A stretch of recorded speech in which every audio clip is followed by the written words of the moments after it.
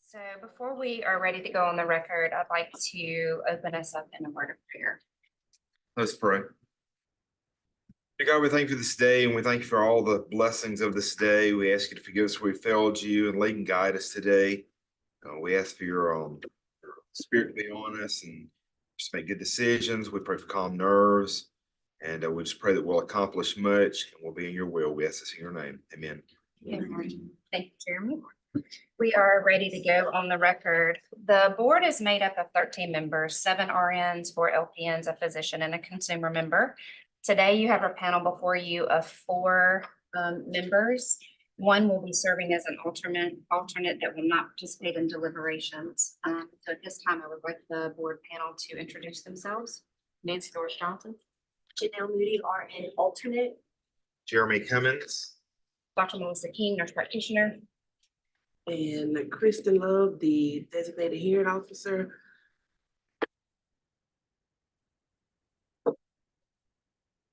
With that introduction, I will now look for first matter on the docket. Case number 2024-0065.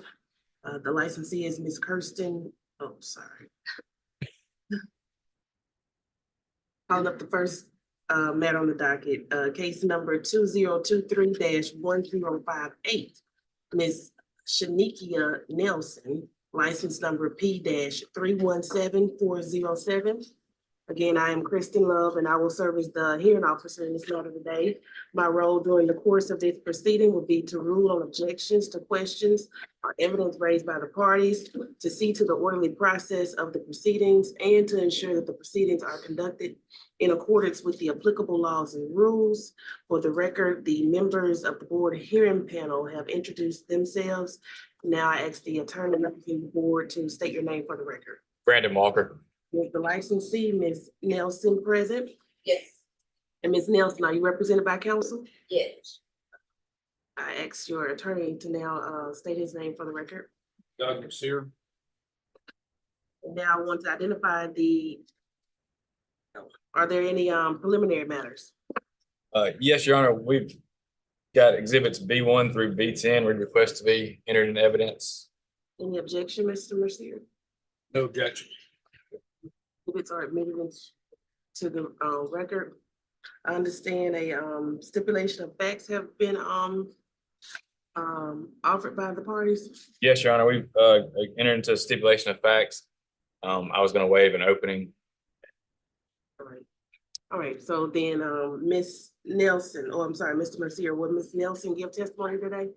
I'm sorry, I couldn't hear you. Will Ms. Nelson give testimony today? Yes. Right, the court reporter is going to swear you in now. Raise your right hand, please. Do you solemnly swear from the testimony about to give will be the truth, the whole truth, and nothing but the truth, so help you God? Yes. We can begin now with you, Mr. Mercier, with your opening statement, because board counsel has waived on.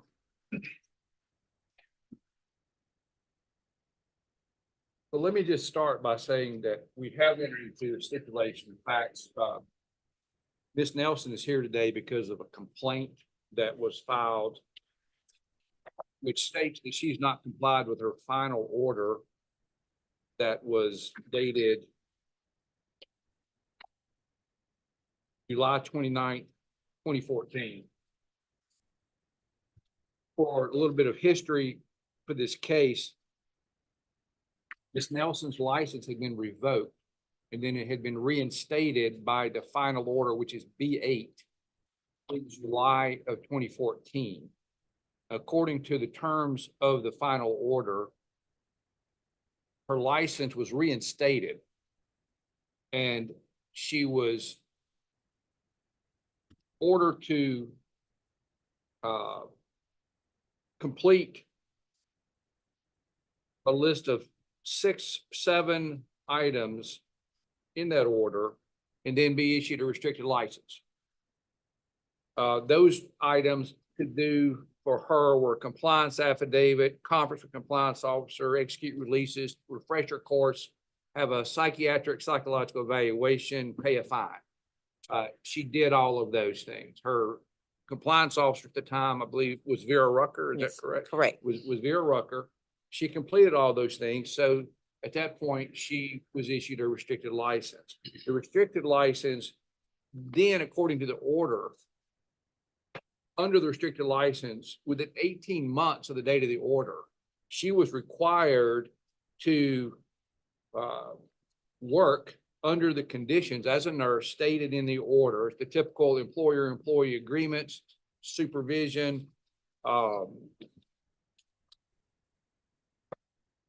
There were prohibited areas of practice, maximum hours were limited. Employer reports were required, releases, anything that the board wanted in that regard, monthly reports, which is typical as well. And of course, reporting to any school that she might be attending. Ms. Nelson, after completing the first part of the order that she was required to complete to obtain the reinstatement, was unable to obtain. Let me back up. First of all, she was required to complete those reinstatement criteria within 180 days, which she did. And then she had a period of time, 18 months, in which to complete her employment requirements under the restricted license. She was unable to do that. As a part of her ongoing relationship and monitoring with her compliance officer and the board, she kept them notified of her efforts. She did this, the first letter, if you look at B9, going forward from March of 2015, according to what's in the record, all the way through from page 27 through page 67, which is in 2018, she was keeping the board notified of her inability to obtain work. So that was for a period of about 3.5 years, well beyond the 18 months time period that she was required to complete this. So in that 18 months, which transpired, which came and went, she's corresponding with Ms. Rucker and telling Ms. Rucker, I'm unable to find employment, and they're keeping that going. Ms. Rucker was okay, just keep notifying me. She keeps sending the letters. We went beyond the 18 months, and then she encountered some health problems, which I'm gonna let her testify about in just a moment. So she has not been able to find the employment she was required to find to satisfy the criteria and requirements of the restricted license. So at this time, I would like to call Ms. Nelson to testify. Ms. Nelson, would you state your name and address for the record, please? My name is Shanika Nelson. My address is 209 Bingham Street, Newton, Mississippi, 39345. Ms. Nelson, you have before you the exhibits for this hearing. I would like you to take a look at what is B8.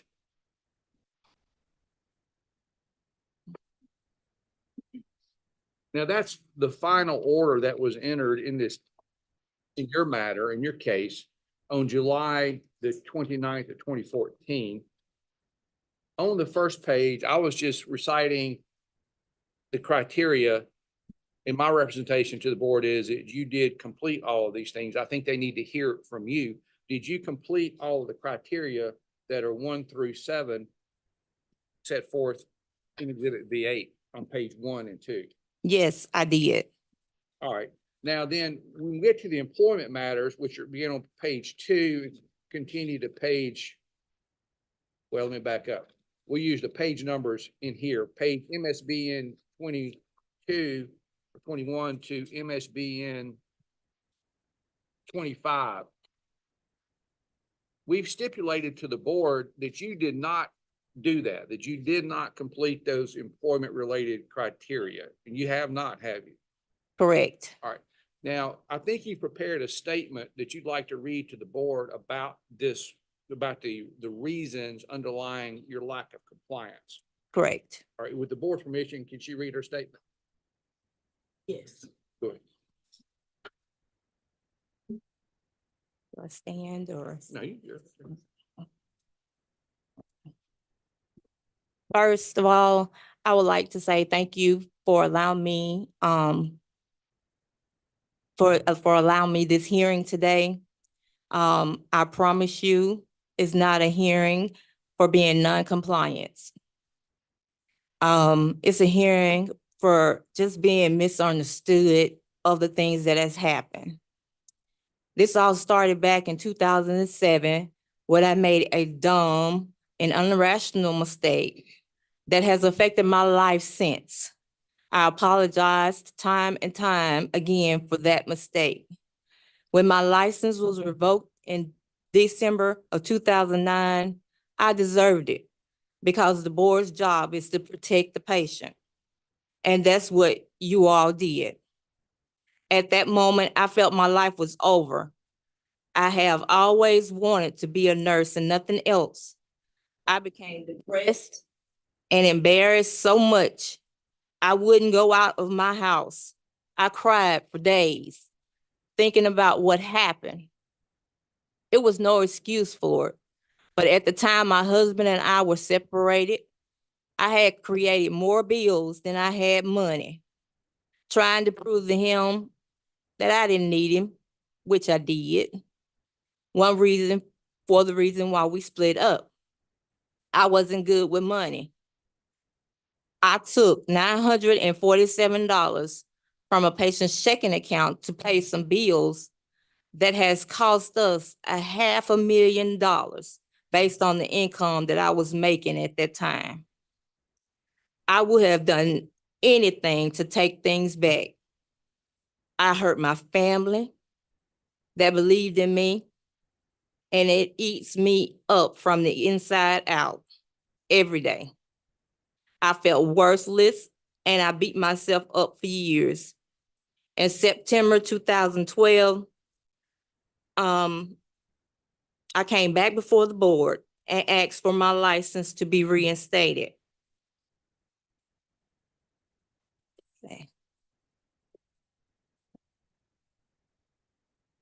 But because I was placed on probation for what I had done for 3 years, my license was not reinstated. They were denied until I became off probation. Even then, I never stopped trying to get back to what I love doing. It just wasn't my time yet. I completed my probation. I came before the board again in July of 2014. That's when the board granted reinstatement of my license.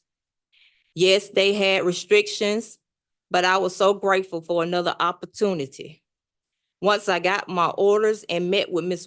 Rucker about everything that must be done, I hit the ground running. I started going to different places, asking if they were hiring, putting in applications over the internet, putting in paper applications. Whatever it took for me to get a job, following everything in my orders down to the T, only to have the breath knocked out of me time and time again.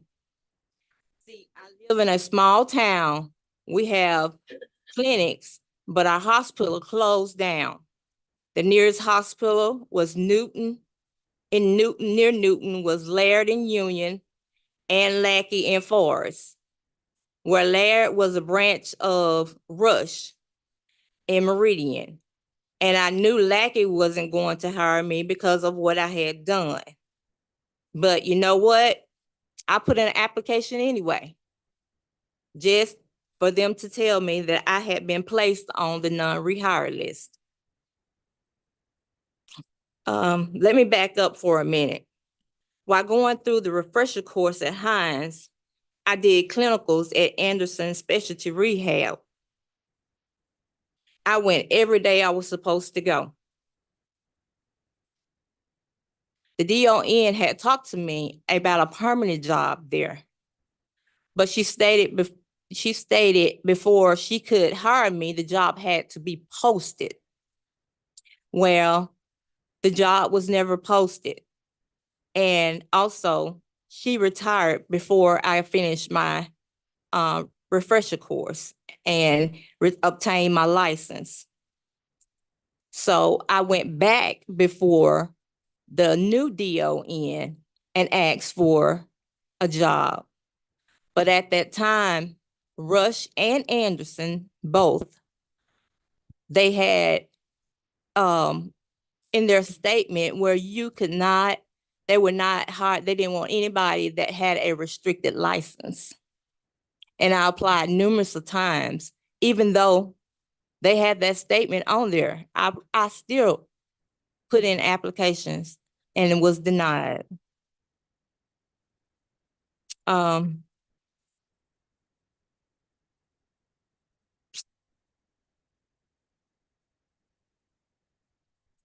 was called for an interview at a Decatur clinic, which was a branch of Rush. Once I told them what I had done and the restrictions, I was called and told they hired someone else. I had another interview, another opportunity with the Rush Clinic in Newton as well. And this was done through a cousin of mine. She knew the lady that was the facility manager at the time. She wanted so desperately to hire me, to give me a chance to work. But the administrator over the hospital told her no. I also put in an application here in Pearl at the Family Medical Clinic. Talked to them several times, the same thing. Because of the restrictions on my license, they would not hire me. I even begged to work for free just to get those restrictions off of my license. I was told no. I kept getting responses back saying, we don't think you're a good fit for this position, so we chose another candidate, only to find out that they had a policy at that time that they didn't want anyone with restricted license. I knew I messed up, but at what point do I stop being punished for a mistake? I just wanted an opportunity to get my life back and start back nursing. It's my passion. If it wasn't, I would have never been trying so hard. We was living off one income, my husband. And I wanted so bad to help him because through all this, he was right there by my side. My orders gave me 18 months to find a job. Well, it didn't happen, but I didn't stop. I was still putting in applications.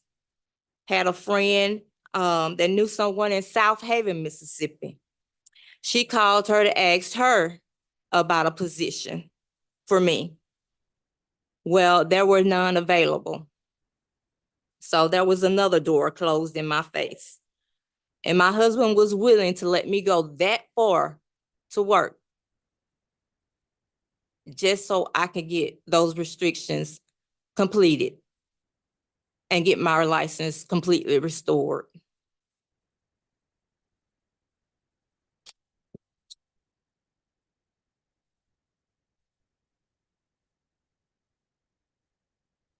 Well, after trying and no success in finding a job in my nursing field, my husband and I went to Mr. Mercier and talked with him about coming back before the board to see if the board, could either modify my orders so I could find a job.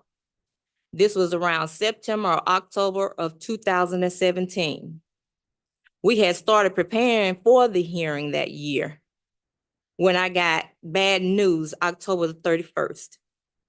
I had started having health issues. I found out I had a brain aneurysm, lupus, and transverse myelitis, all within days of each other. I stayed in St. Dominic's for 13 days being treated. See, I was one blessed person. I had a brain aneurysm that had not ruptured, but I had left side weakness and it started having muscle spasm. The pain I was going through from all that was so bad. It was all I could think about. I yelled in agony from the muscle spasms. That's how bad they got. I went about 2 months like this until I went to UAB, where I was then diagnosed with neuromyelitis optic. I was having flare-ups so often the doctors were concerned it would cause permanent damage for the rest of my life. This disease is so rare that less than 1% of people in the US have it, has been diagnosed with it. Finally, in my closing, there's much more to my story over the past years. So I'm not here because of non-compliance. I couldn't have been compliant even if I wanted to. I was on my back in St. Dominic's, and even after I got home, I was compliant in every way I could be at that time. This happened to me out the blue, just like it could happen to either of you. I'm not here asking for my restrictions to be lifted. That would be great. I'm just asking for another chance to prove to you, the board, to prove to my husband and my children that I refuse to let one mistake define who I am. Who am I? I'm glad you asked.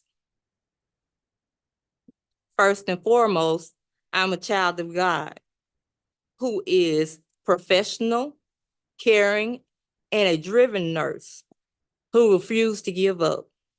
If you revoke my license today, I'm going to walk out of here with my head held high because I did everything that I could possibly do to be in compliance until my health failed. No pain is greater than the pain I've been through with my health to have your life altered in the blink of an eye for the rest of your life.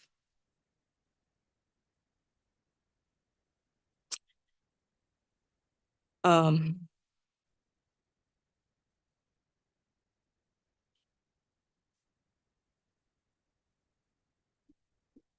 asking for another chance. I hope you find it in your heart to do just that. I don't know if I will ever get the opportunity to be a nurse again or find a job, but I hope that someday I will. Thank you.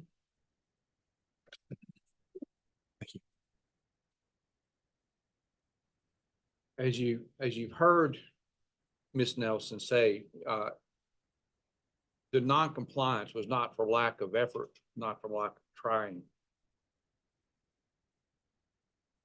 In dealing with the board's representative, Ms. Rucker, they implicitly modified the contract, the order, excuse me, by allowing her to continue her efforts to fulfill these requirements past the 18 months stated in the order.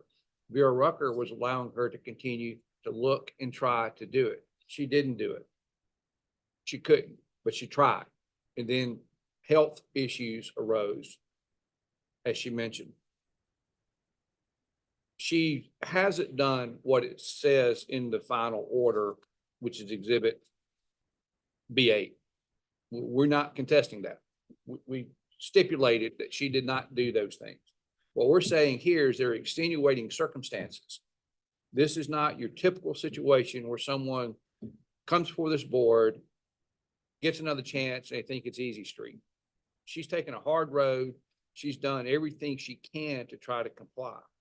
And she's simply asking that the board extend her additional time, now that she's got her health back, to try to comply. Anytime she had complied with this order after 18 months past July of 2014, which would have made it essentially the beginning of 2016, she still would have been out of compliance. If she complied, it wouldn't have been within the 18 months at any time after 2016. But she was still trying, and she was letting Vera Rucker know that she's trying. She's writing letters to keep Vera Rucker informed of her efforts. So she has it practiced. She has an active restricted license.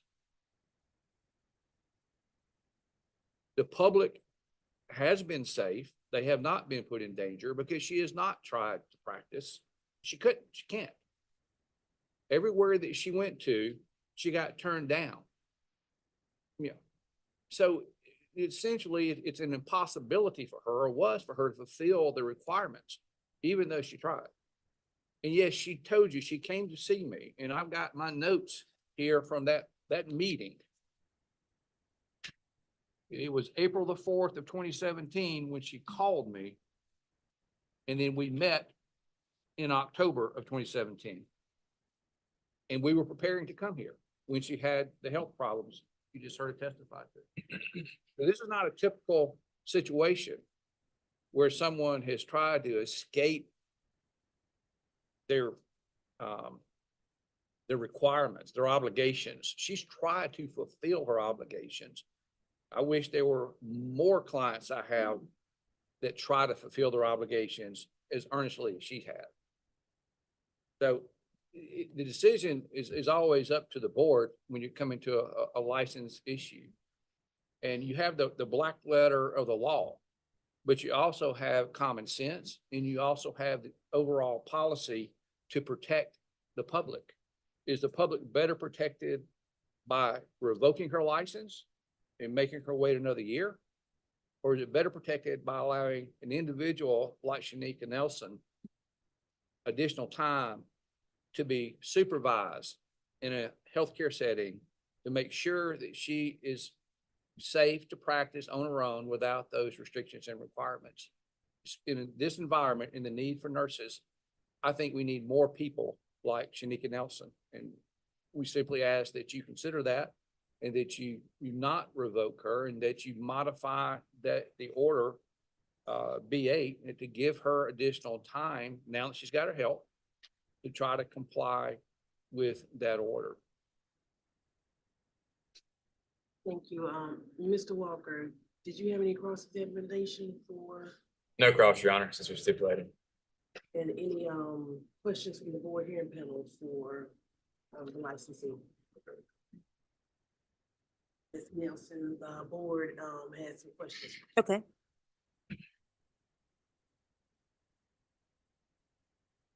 Ms. Nelson, thanks for coming. It's been a long road. I get it.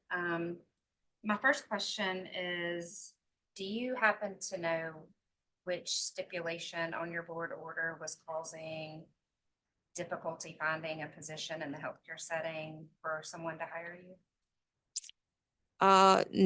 No, ma'am, I don't. It's just the restrictions itself. I know with the nursing homes and the assistant care livings, LPNs work there mostly a lot. And they do get hired in the hospitals, but I mean, as far as the hospitals and the clinic I had applied for, why they wouldn't hire me with the restrictions, I do not know, because I explained to them time and time again that the supervision part of it was I could be supervised by an LPN or RN. And as long as you know, they were there to watch me, They didn't have to completely just stand over me, but they just had to watch me as I do my job and be in the facility while I work. But no one would hire me. Okay, thank you for that. When did you complete the refresher course? Ooh, let's see. Do have, It's 2015. I got a note here. what is it? Yeah. I got one. Refresher course, my certificate, but I don't know what it. I actually completed it. That's-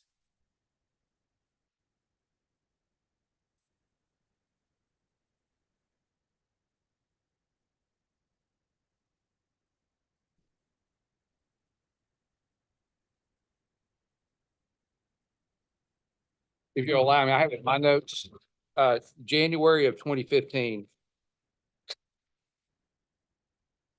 And so if the board sees fit, would you be willing to repeat that again? I mean, it's almost been a decade ago at this point. Yes, ma'am.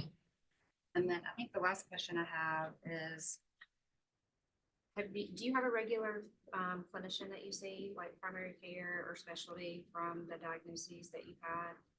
Do I have, I didn't hear you. Primary care provider or primary care clinician that you see on a regular basis? I guess. Yes, To the point of having yes, you for duty to practice as a nurse, or would you be willing to receive that evaluation to get a fit for practice? yes.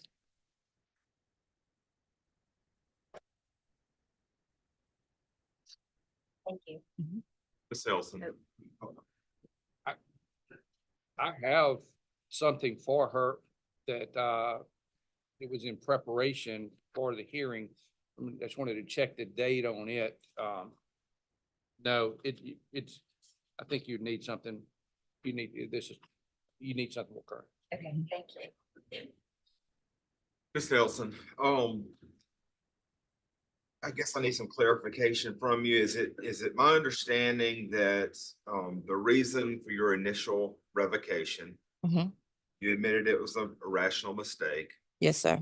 was that you stole $947 from a patient? Yes, Where were you working at that time? at Lackey Convalescent Home. So in a nursing. Yes. So, all right, let me ask this question.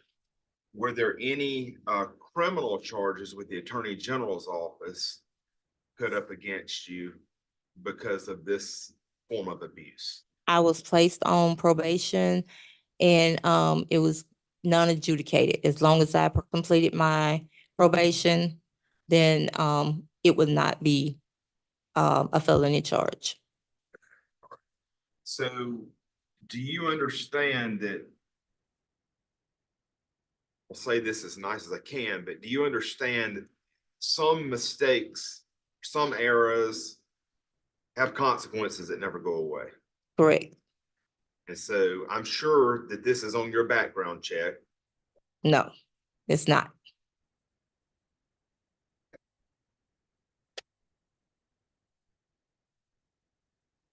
You worked in a nursing home setting as a nurse, so you understand this was a form of abuse. Yes, yes, I do. Therefore, that disqualifies you from ever working in a regulated environment again.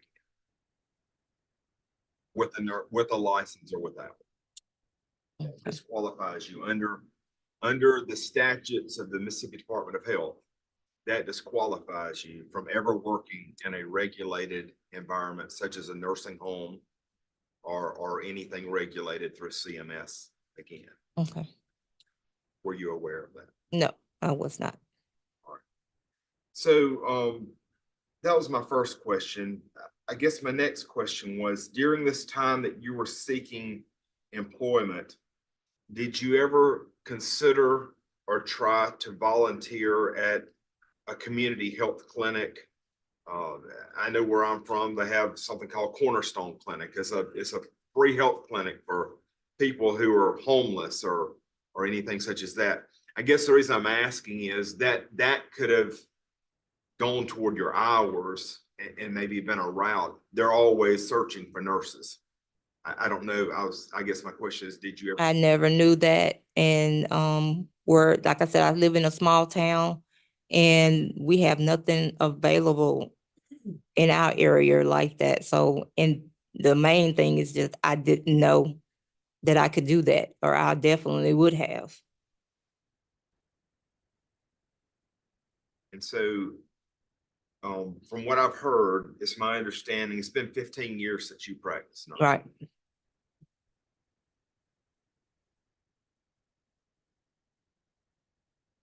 And you've been cleared by your physicians. You've got a readiness for work clearance. Yes.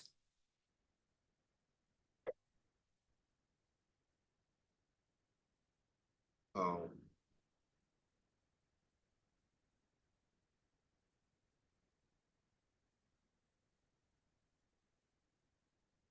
Ms. Nielsen, Yes, ma'am. have you done any continuing education since that refresher time?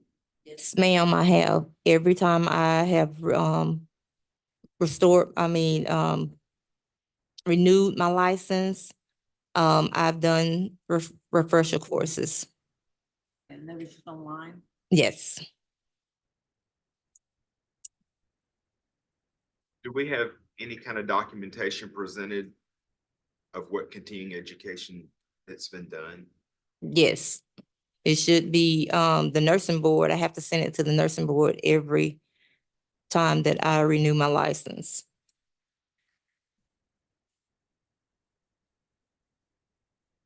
But you haven't renewed your license in 15 years. No, I have renewed my license every 2 years, ever since they have been reinstated.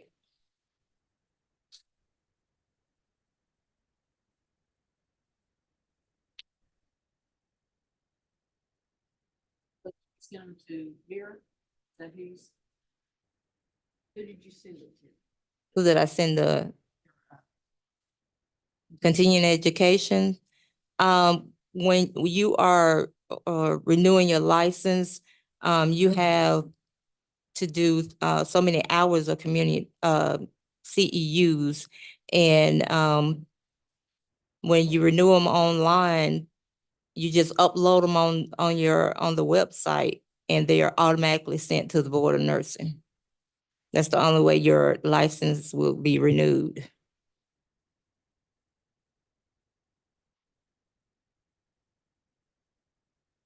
When's the last time you applied for a job as a nurse?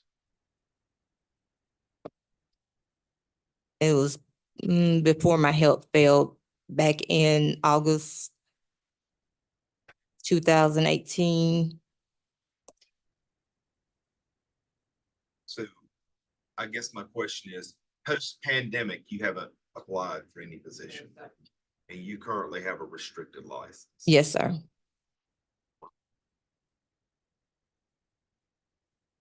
I guess my question is, if you're coming before us, seeking extension, we don't have anything showing that you sought out employment.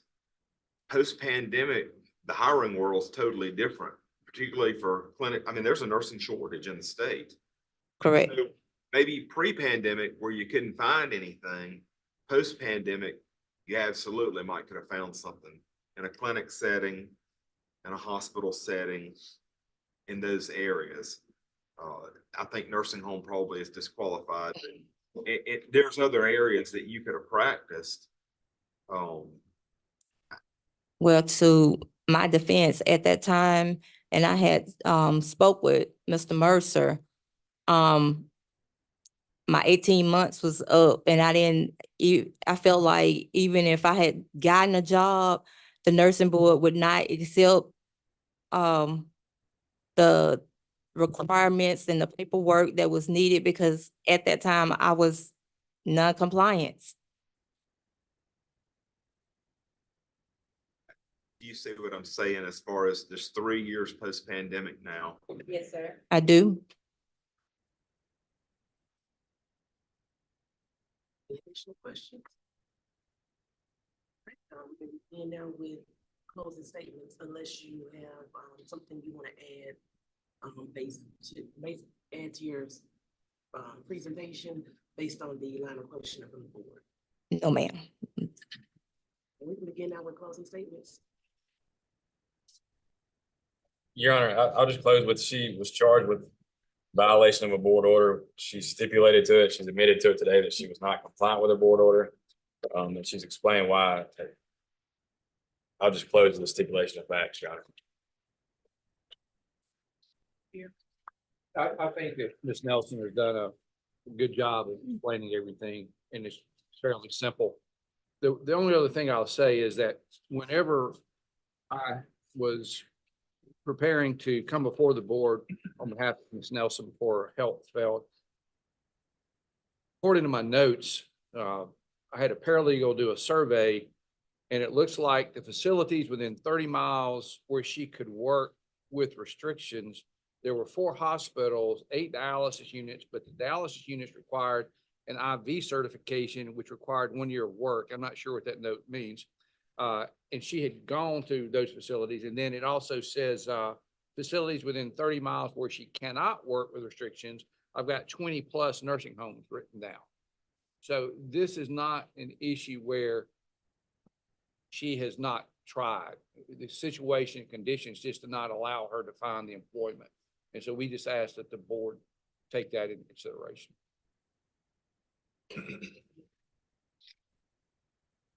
This concludes the hearing in case number 2023-1058 involving the licensee, Ms. Nelson. At this time, I'll entertain a motion from the board to go into closed session to determine whether grounds exist to go into executive deliberate on this case. I'll make a motion. We go into closed determination session to determine if executive session is needed for trust data case number. All in favor? Aye. Any opposition? Hearing none, I will entertain a motion now from the board to actually go into executive session to deliberate on this case. I'll make a motion. We go into executive session for deliberations on stated case number. All in favor? Any opposition? Hearing none, the board is now in executive session and will return with its decision in this matter.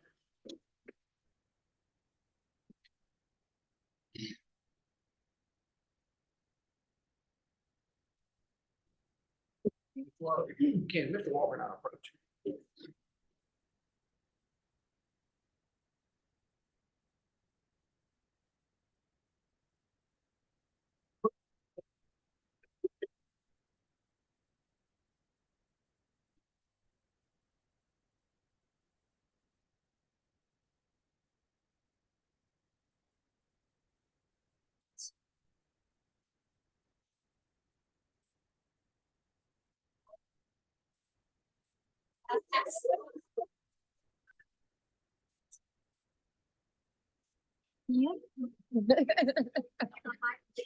I know. I ain't doing nothing else.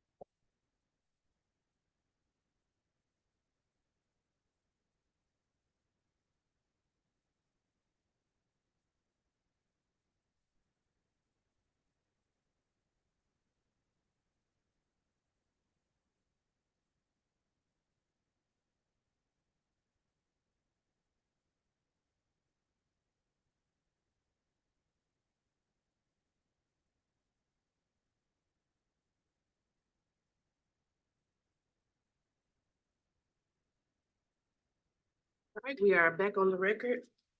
I will announce the board's decision in case number 2023-1058 involving the licensee, Ms. Shanikia Nelson.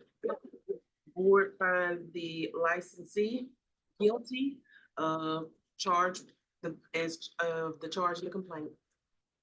The penalty imposed is a restricted license after completion of payment of a $500 fine. A formal reprimand will be issued, single state license. And so, and then the nurse refresher course, completion of the nurse refresher course. Oh, I'm sorry, the fine is not for $500, the fine is $250. And then, so before you can, receive the restricted license, these are the courses, the nurse refresher course and additional courses that will be outlined in the order. Let's see.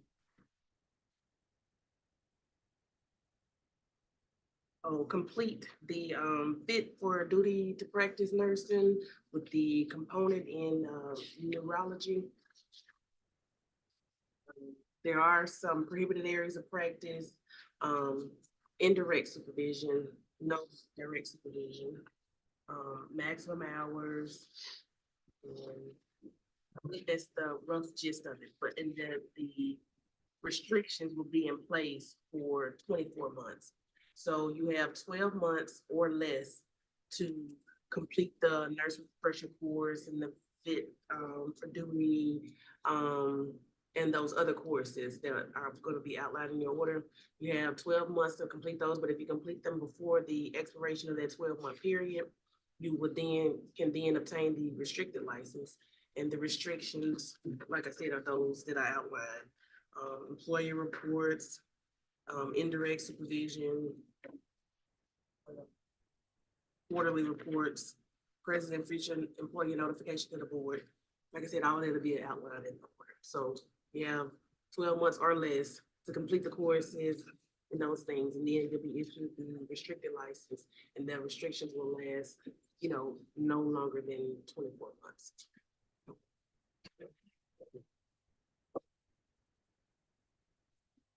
This concludes the announcement regarding that. Now I will call up the next matter on the docket, case number 2019-0447, involving the licensee, Ms. Virginia Thurman.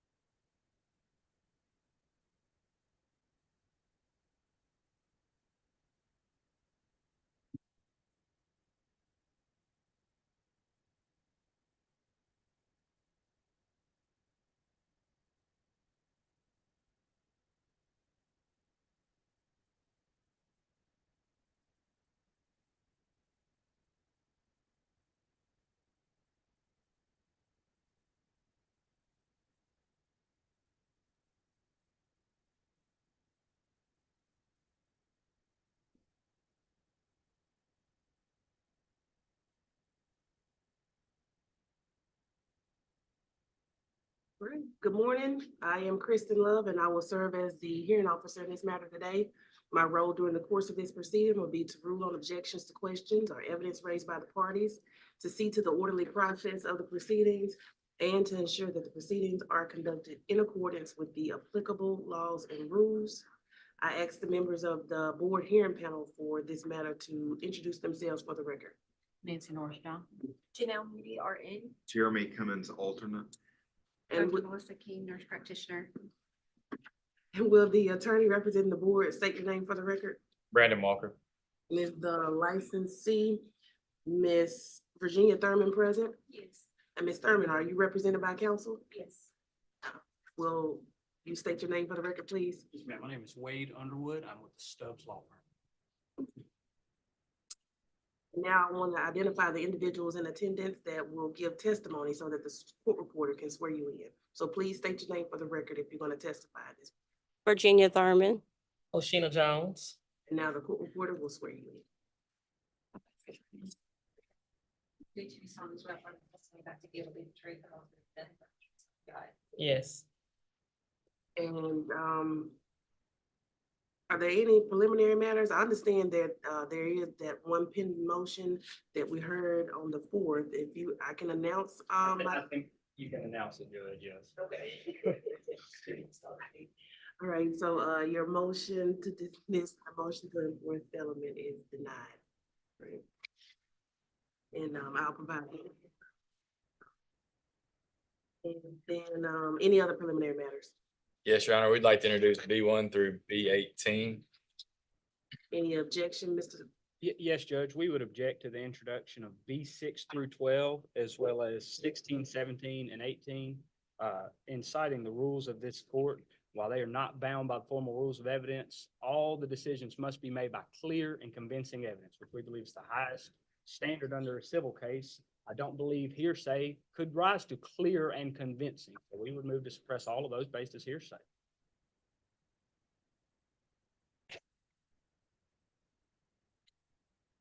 Walker, any response? Yes, Your Honor, as you stated, we're not bound by the rules of evidence here. It's not, they're loosely applied. Hearsay is allowed, and in this instance, these statements, I believe all these are referenced are ones that report from the facility. The rest are witness statements. They're all corroborating each other. So we would ask that they are admitted. Give me a minute to get to the exhibits.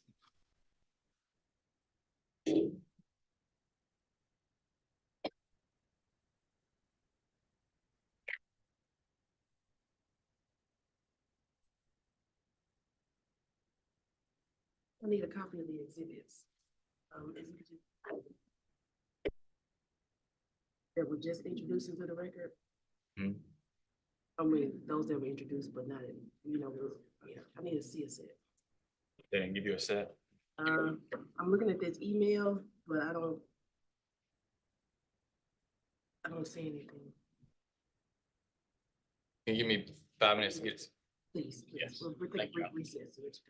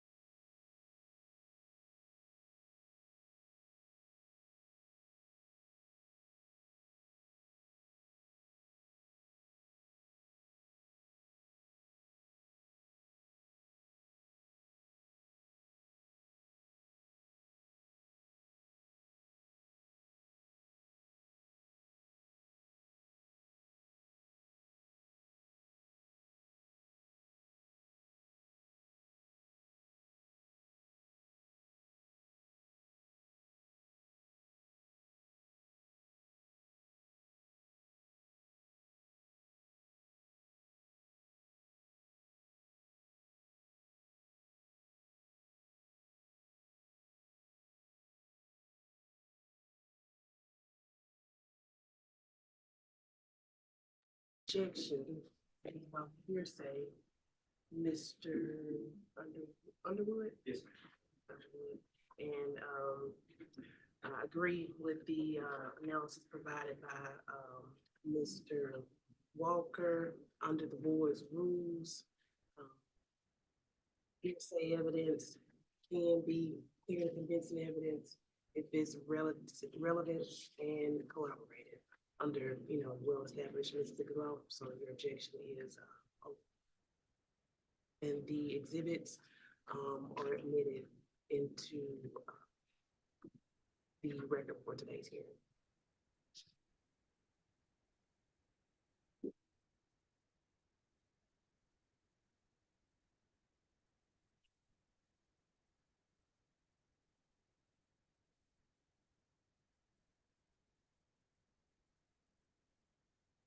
Any other preliminary matters? None for me, Your Honor. No promotion. We'll proceed as follows. We'll begin with opening statements, hear arguments from each side, allow for questioning, and at the conclusion of the presentation of both arguments, we'll have closing statements. If the parties are ready to begin, we can begin now with an opening statement, starting with Mr. Walker. Thank you, Your Honor. Ms. Thurman is before the panel today because of multiple reports for falsifying documentation or asking others to falsify their documentation while employed at the Mississippi State Hospital. It was alleged that she altered nursing notes and directed staff to rewrite nursing notes. After performing an investigation, the facility was able to substantiate the allegations against Ms. Thurman. She is here today because her conduct of falsifying documentation on medical records is a direct violation of the Nurse Practice Act. Pursuant to the authority found in Mississippi Code annotated 73-15-29-1, this board has the power to take disciplinary action against the licensed Ms. Thurman. Thank you. Yes, we would just ask that the board today, there's 3 counts against my client. The first one being making false entries. We believe the key word there to be false, as opposed to without, making concessions that she made the statements, but if anyone made these statements, it would be to correct records. Number 2 would be altering entries.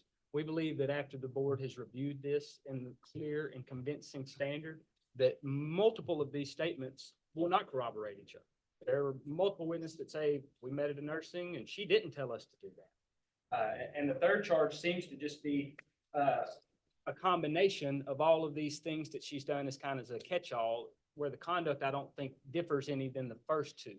But we would just ask this board to keep an open mind, to review all of the evidence in the light favorable to my client, and again, to abide by that clear and convincing standard, which we believe is the highest standard of proof that the state will put on, or that the board attorney will put on here.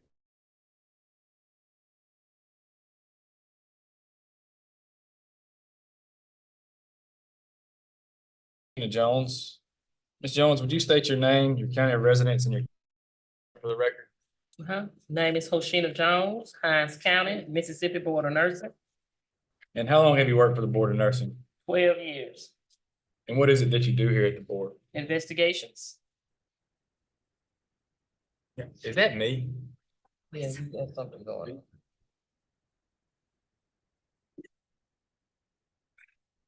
Is something I did?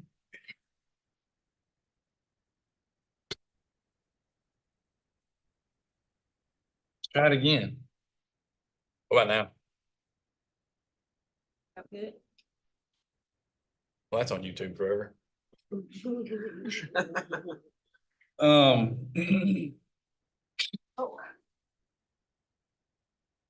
Almost like this reverb. Go ahead. If you would, turn please to page 5.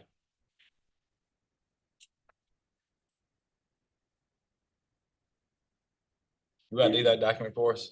License verification, And who's that license verification for? Virginia Thurman, And when does it show that she was first licensed in Mississippi? September the 11th, 2008, And what was she licensed as?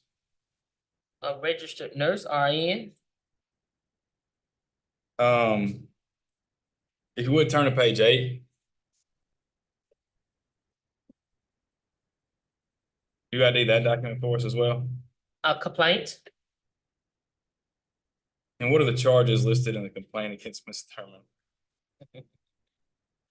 charge one, failure to maintain records and maintain medical records in a professional manner, making false entries in patients' records.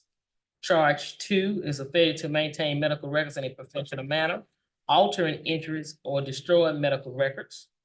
And charge three is respondent has falsified or in a repeatedly negligent manner made incorrect entries or failed to make essential entries on records. Okay, in the complaint, are there any facts listed in the complaint that support those charges? Yes, respondent was the director of nursing at Jakewood Nursing Home on the campus of the Mississippi State Hospital when she was placed on administrative leave on April the 4th, 2019, pending an ongoing investigation by the facility that began on April the 1st, 2019. The investigations was due to allegations from staff that responded instructed staff to rewrite their nurses' notes to leave out information that respondent rewrote in agency nurse notes and signed the agency nurse name that respondent removed and altered medical documentation. During an investigation by the facility, several staff employees were asked if respondent had ever asked them to rewrite nurse notes, disregard nurse notes or change wording in notes, and to not check in injury of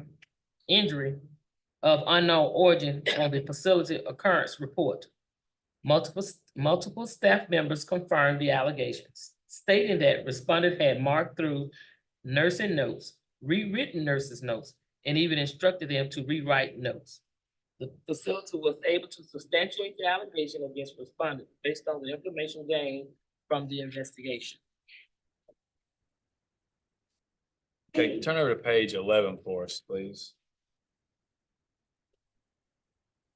See page 11? Yes, Will you identify what that is for the record? facility report. And I believe on page 12, who wrote this report at the bottom of that page? Christopher Batcher, personnel officer. And in the introduction of that report, can you see that? Yes,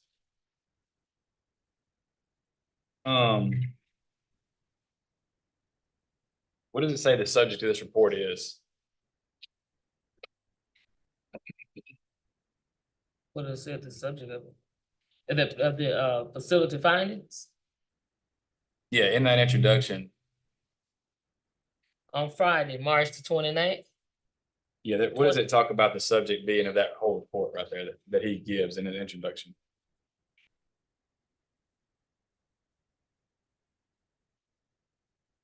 He was, it failed to properly document patients' injuries that occurred.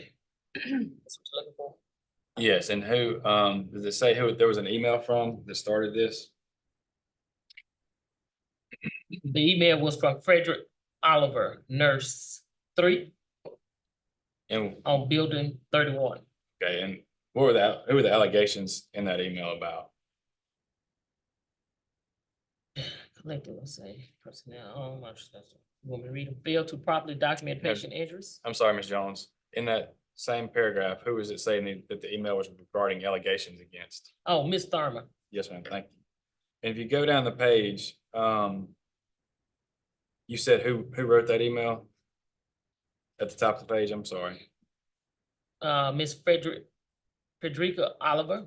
Okay, and I believe you were fixing to read those allegations. Would you read those listed in A through D there for the record? A through D. Yes, ma'am. And the facility findings was failed to properly document patients' injuries that had occurred on the building. Direct staff to rewrite their nurses' notes, leaving out pertinent medical information, while also allegedly rewriting an agency nurse note herself, and then signing the agency nurse name to the note. Removing and altering, disregarding, or otherwise disposing of medical documentation related to a patient or belonging to said patient chart. Threatened to punish her employees for failing to follow her directives when she asked them to perform duties that felt were unethical according to the Mississippi State Hospital and the Mississippi Board of Nursing Policies and Procedures. Okay, so these were allegations that she was ordering staff to alter medical records. Is that? what That's you- correct. Okay. That next paragraph, it starts on the evening. Do you see that? Yes. Would you please read that first paragraph for us? On the evening of February 23rd, 2019, Virginia Thurman removed previously written nurses' notes and then directed her staff to rewrite their medical documentation, leaving out a bruise that was discovered on patient MR, as stated by Nidra Jordan and Karen Ross. At the time, Ms. Thurman directed the staff to rewrite their nurses' notes according to the statement by Nidra Jordan. Thurman stated that she and the agency nurse Holden were acquainted, and that Nurse Holden wouldn't mind Thurman rewriting the note for her.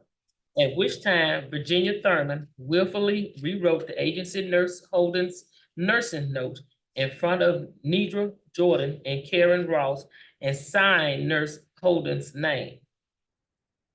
Your Honor, can I stop for just a second? Can we seal the records? Request to seal the records. Yes, any response, Mr. Underwood? No objection. The exhibits admitted into today's record are admitted under seal to exclude patient information. Thank you, Your Honor. I apologize. I know.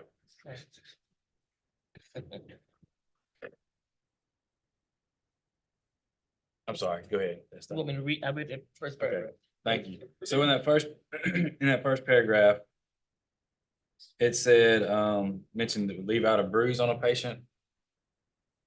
No, the first paragraph was advising that she was rewriting the note. Okay, read out. Okay. Okay, so It's- read on. No, and then who did it say at the end of yeah, read the second paragraph too. I'm sorry.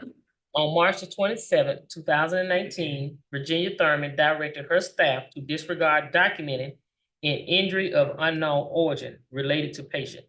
According to statement by Latanya Stewart McNeil and Frederick Oliver, although LPN Nicola Young, who observed patient, documented and stated that the patient hit his head. The injury was unknown origin.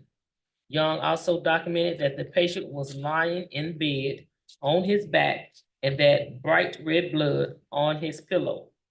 However, according to statement by Latanya Stewart McNeil and Frederick Oliver, Thurman directed staff to change the documentation from injury of unknown origin to unwitnessed fall. Thurman then approached the nurse station on the building and told the staff that they do not do unknown origins on this building. And the form needs to be changed to unwitnessed fall. According to Oliver's statement, Ms. Oliver went on to say that Virginia Thurman also told staff, you all are going to be written up for not doing your job right, making reference to the fact that the LPN Young was unwilling to change what she had observed and then documented. And I'm gonna back up, but that first paragraph, the allegation was that she had rewrote a note or signed a nurse's name for Nurse Holden. Is that right? Yes. Let's flip over to page 20.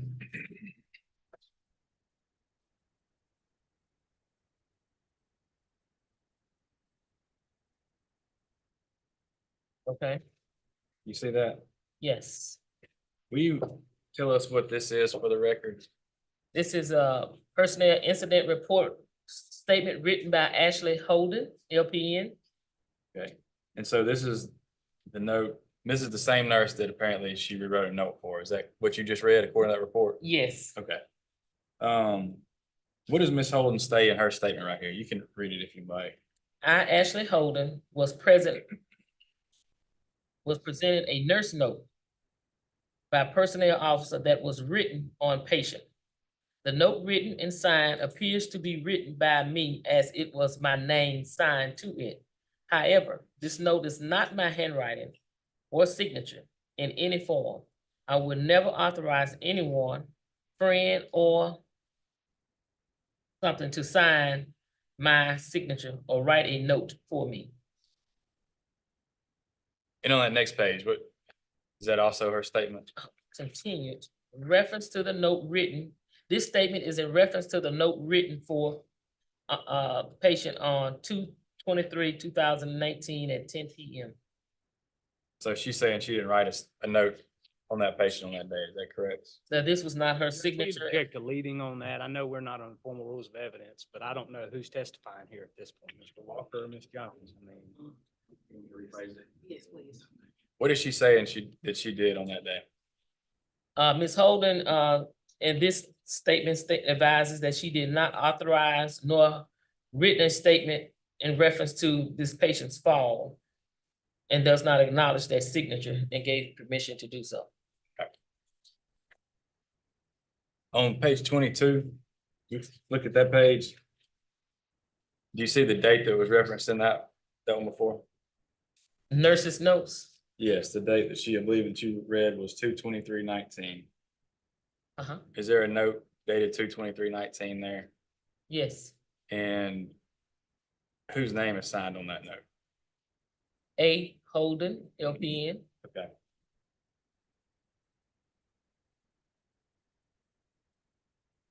So is that the same name that you just read a statement for that said she did not write that note? Yes. Okay. Let's go to page 30. We'll look at page 30 for us.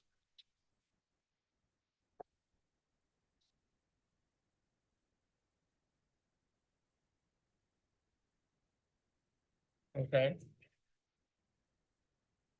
Who wrote this thing? A statement by Kathy Peacock, RN.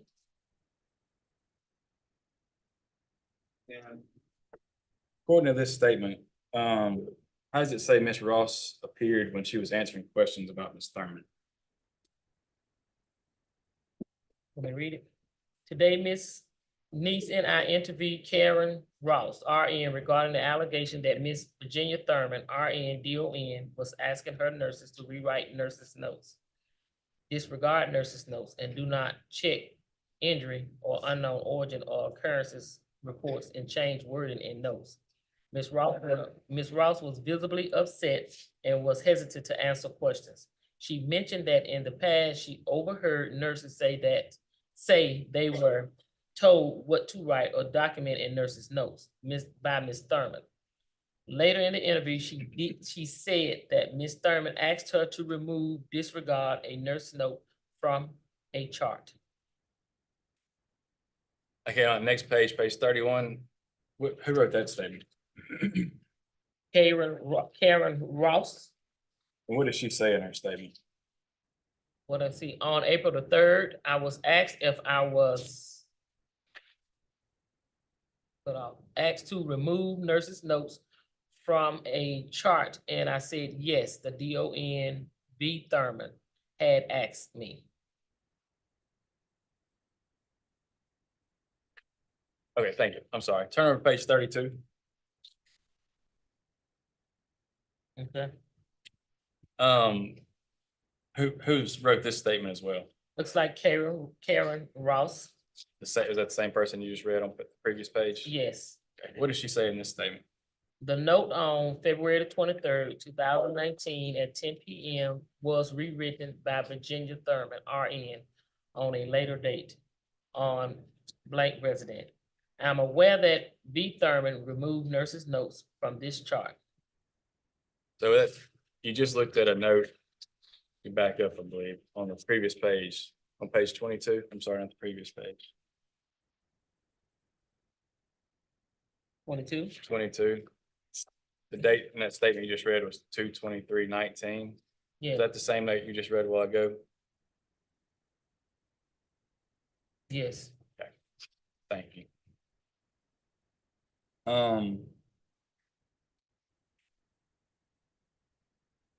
So previously you read, Miss Oliver at the beginning, you said that the allegations were from Miss Oliver. Do you remember those?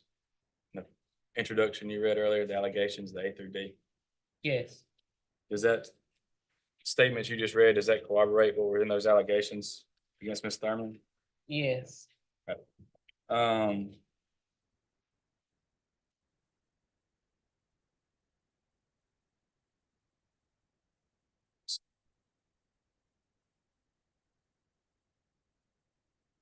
We'll go back to page 12.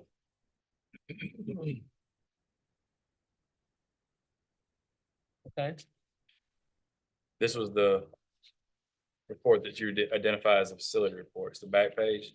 yes, Did it say whether they were able to substantiate the allegations? yes, based on the information provided, employee misconduct is substantiated against Virginia Thurman.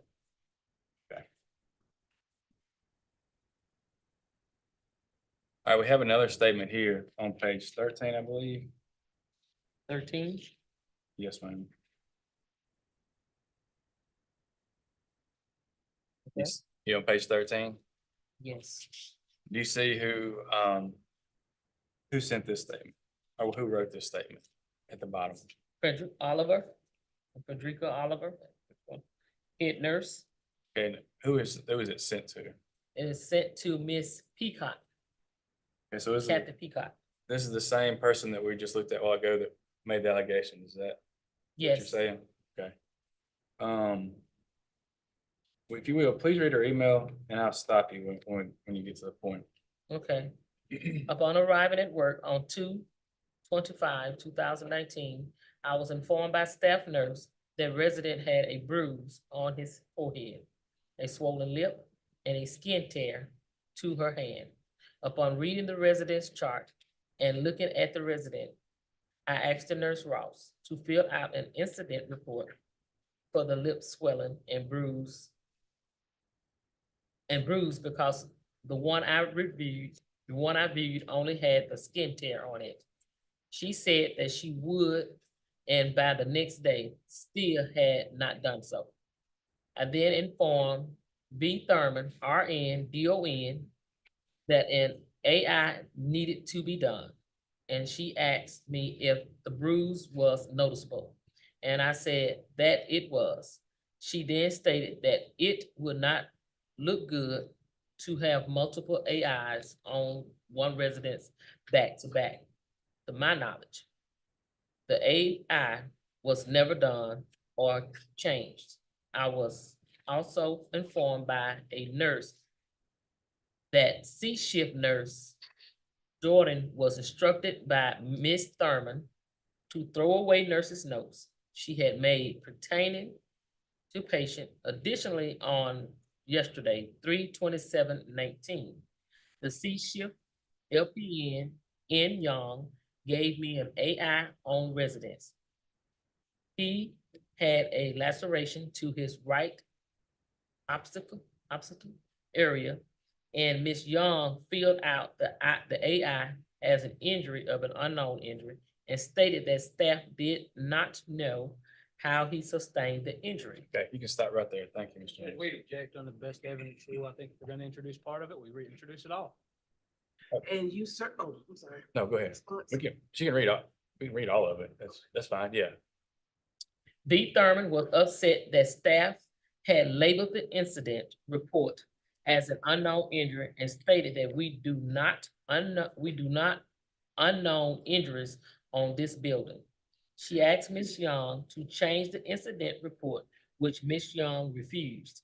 She asked the C-shift nurse supervisor to ask what happened and to write that, stated that he failed, and she did. I am not aware of what was said in the conversation between and the RN supervisor. Ms. Young came to me and asked me what I wanted her to do. And I told her that if she do not know how the injury was sustained, it is proper procedure to write it up as an injury of unknown origin. And Ms. Young left the AI as she had written it. I reassured her that she had done everything as she should. Ms. Thurman did threaten to write up C-shift staff for not doing their jobs at the nurse's station. At the time of the incident, a 15-minute time check. I do feel very uncomfortable with things that go on this unit. I feel as though my nursing license and livelihood are constantly on the line here. I do not want to be here and make sure the residents, I do want to be here, I'm sorry, I do want to be here and make sure the residents are taken care of properly. But I do feel that the environment is not conducive to me staying for a long period of time. Thanks for your consideration and help in this matter. Also, I do not want Ms. Thurman informed of anything I have said unless absolutely necessary, because I have seen her try to punish nurses who do not do as she pleases. Okay, thank you. So you said according to this report that she said in the email that she didn't know how, staff said they didn't know how to substantiate the injury, or how he sustained the injury, not substantiate, I'm sorry. Right. Let's look at page 53, I think is where this is.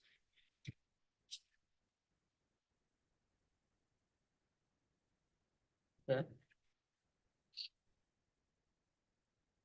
What's this labeled as at the top right there? 15 is the policy and procedures. The facility, Mississippi State Hospital, injury, abuse, neglect, mistreat, misappropriation, and residence property policies. Okay, and what facility is this from? Mississippi State Hospital, Whitfield, Mississippi. Okay. And if you would put that number, see number 1 right there? The purpose and Yeah, applicability. yes, ma'am. Will you read that for us? This policy provides procedures for complying with Centers for Medicare, Medicaid Services, CMS regulations. Mississippi Department of Health Regulations, Section 1150B of the Social Security Act and the Mississippi Vulnerable Person Act of 1986 as anointed. This policy applies to all Jacob nursing homes, JNH residents and staff. Okay, if you will, let's look at, well, the policy I really want to look at is on page 55 under G.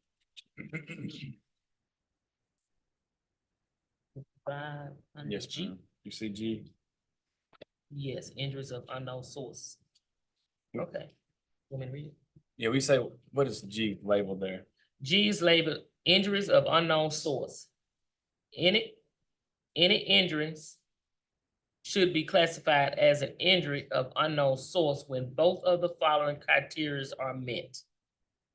Number 1, the source of the injury was not observed by any person, or the source of the injury could not be explained by the resident, and the injury is suspicious because of the intent of the injury or the location of the injury. Thank you. And so this is saying how it should be documented according to policy? Because you said this was their policy. Is that what I understand? Right. Judge, we would object to, that's an inference of this should have been, that's assuming the facts given were that it was an unknown injury. So I think that goes for a conclusion of law, so we would object to that. Mr. Walker, I'll rephrase the question. That's I right. wanna sustain the objection for the record, and then reframe it. Yeah, I'll reframe it. According to this policy you just read, how should an injury of unknown source, when should an injury of unknown source be documented? When both of the following criteria are met, the source of the injury was not observed by any person or source, or the injury could not be explained by the resident. Okay. And so if you flip back over, is that how according to her, the statement was given on page 13, is that why she documented the way she did, Ms. Oliver? Again, object, that would call for facts not in the record. I don't know how she can speculate as to why she did that. I think it's the same objection, Judge. Yeah, what, in response? I believe that's what Ms. Young said, it was stated in the email, is why she documented the way she did, Your Honor. Okay, so you're asking your witness to, She's read it already. okay. Your objection is on. I believe she read it after I tried to stop her, if that's. All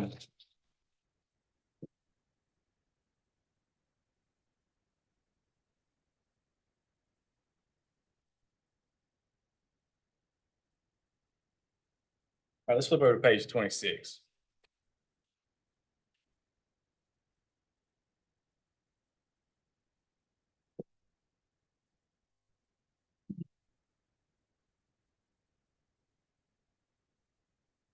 Okay, You see page 26? yes, Who's this statement from? Frederick Oliver. What is Oliver saying in her statement about the report involving the injury patient, involving the patient, I'm sorry. On incident report involving patient after Frederick Oliver reviewed the report.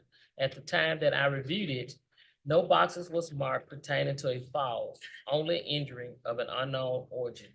I was told that B. Thurman, RN, asked Stewart, RN, to write in that stated he fell. I also witnessed B. Thurman, RN, make mark through injury of unknown origin and hand it to D. Sanders. How did she say the unknown injury box was marked? She marked through it, injury of unknown origin. And she said, okay. On the next page, you identify that for the record? Page 27. Yes. Yeah, we're on page 27 right there. Do you see that? A verbal statement collected by Frederick Oliver on 4/11/2019. Want to Okay. read it? Yes, ma'am, please. Again, okay. Do you visually witness Virginia Thurman mark through the injury unknown origin box on this form? Yes, I heard Virginia say, this is some foolishness. Then I saw her mark through the injury of unknown origin, and then hand the form to Miss Sanders. Did you witness Virginia Thurman threaten to punish her staff for failing to follow her directive to change the form from unknown origin to unwitnessed fall? Yes, Virginia came to the nurse station where Nicola Young and others of us were sitting and stated, we do not do unknown origins on this building, and the form needs to be changed to unwitnessed fall. You all are going to be written up for not doing your job right. Although she didn't address Nicola or acknowledge her by name, I believe Virginia was directing her comment towards Nicola since she is the one who completed the form as an injury of an unknown origin. Nicola told me she only documented what she observed and that the patient was not observed out of bed or anywhere near the sink. Nicola said she only documented unknown origin because she didn't witness the fall. If you will turn over to page 33.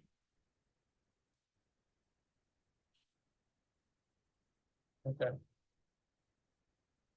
And do you see, what is, this is, who does it say this is a statement was collected from?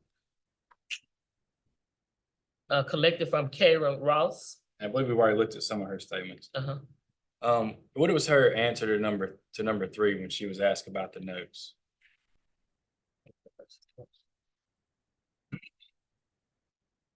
You want me to read it? Yes, you can read it, or you can just answer. Because you said number 3.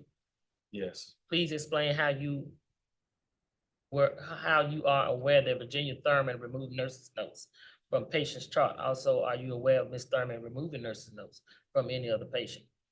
We are looking at patient charts. I asked the nurse on duty about a note which had been written by Nidra Jordan. The note Nidra charted referred to a bruise on patient head. I asked if it could be charted that way. Miss Virginia came up and saw the note and said it could not be written like that and that it needed to be removed. I am not aware that she, Miss Thurman, removed patients' notes from any of the charts, but I did witness her remove a nurse note from patient chart. I do not know what she did in the note with the note after she removed it, but I saw her remove it from the file. Then she told us we all had to rewrite our notes. Excuse me, thank you. If you will flip over to page 41.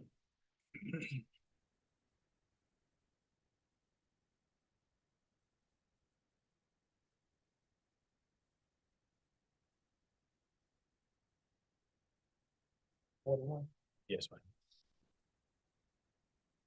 Okay. right. All right, can you tell us who wrote this statement?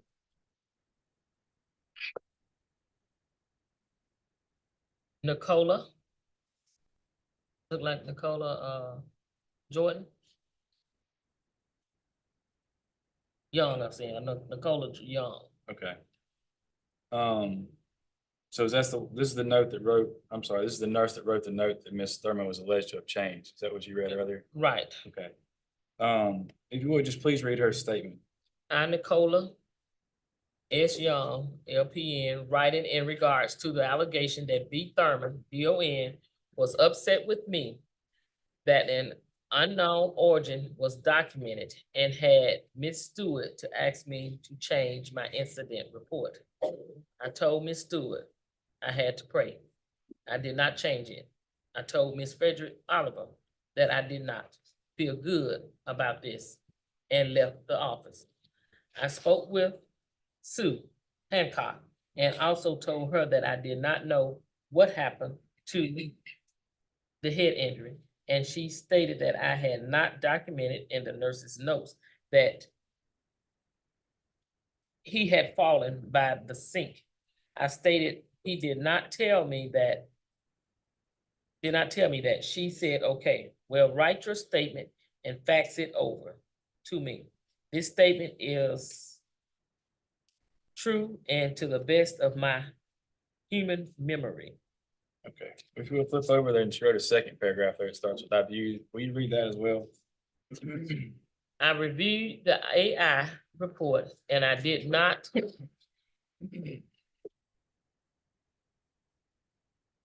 something live through unknown origin. I did not draw a line through unknown origin. Did I circle fall? So I guess she said she did not circle the fall. IV unknown origin and did not draw a line through it. I did not circle B resident fall at the checklist. I did not fill out a fall documentation on 09/01/19. Oh, whatever that 09/01. Nicole Young. What are those two numbers? You just read one? 09/01 and 1999. Okay. All right, let's go all the way over to page 71 for me.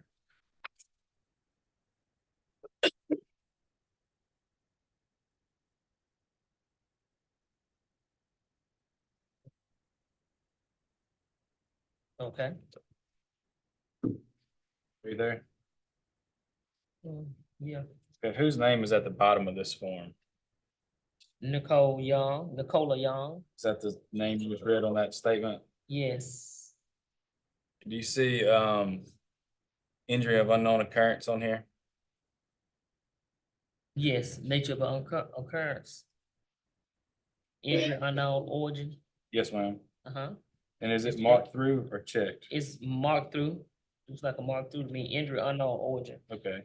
And did that testimony you just read from Ms. Young, did she say she did not mark through this or that she did not, that she did mark through? She said she did not mark through it. Okay. And there's another section for falls on the left side of the page at the top. Do you see where that section is on this form? On what side? Complete. Nature of occurrence.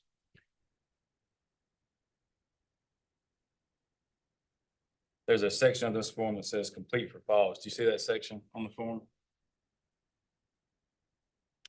Yeah, complete for falls on the left-hand side. And what numbers are checked in that box? 09/01. Is that the numbers that she said she didn't do in the statement from Ms. Young? Right. 09/01.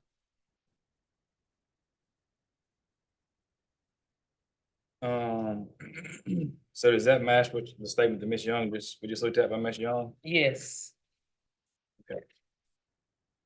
And I don't want to not bring them up, but is it also true that some of these statements in here say that Ms. Thurman did not do anything wrong when they were asked? Rephrase your question. There are statements in here, are there some statements that were taken? Because I believe he he made this in his opening as well, that say that Ms. Thurman did not do anything. Yes.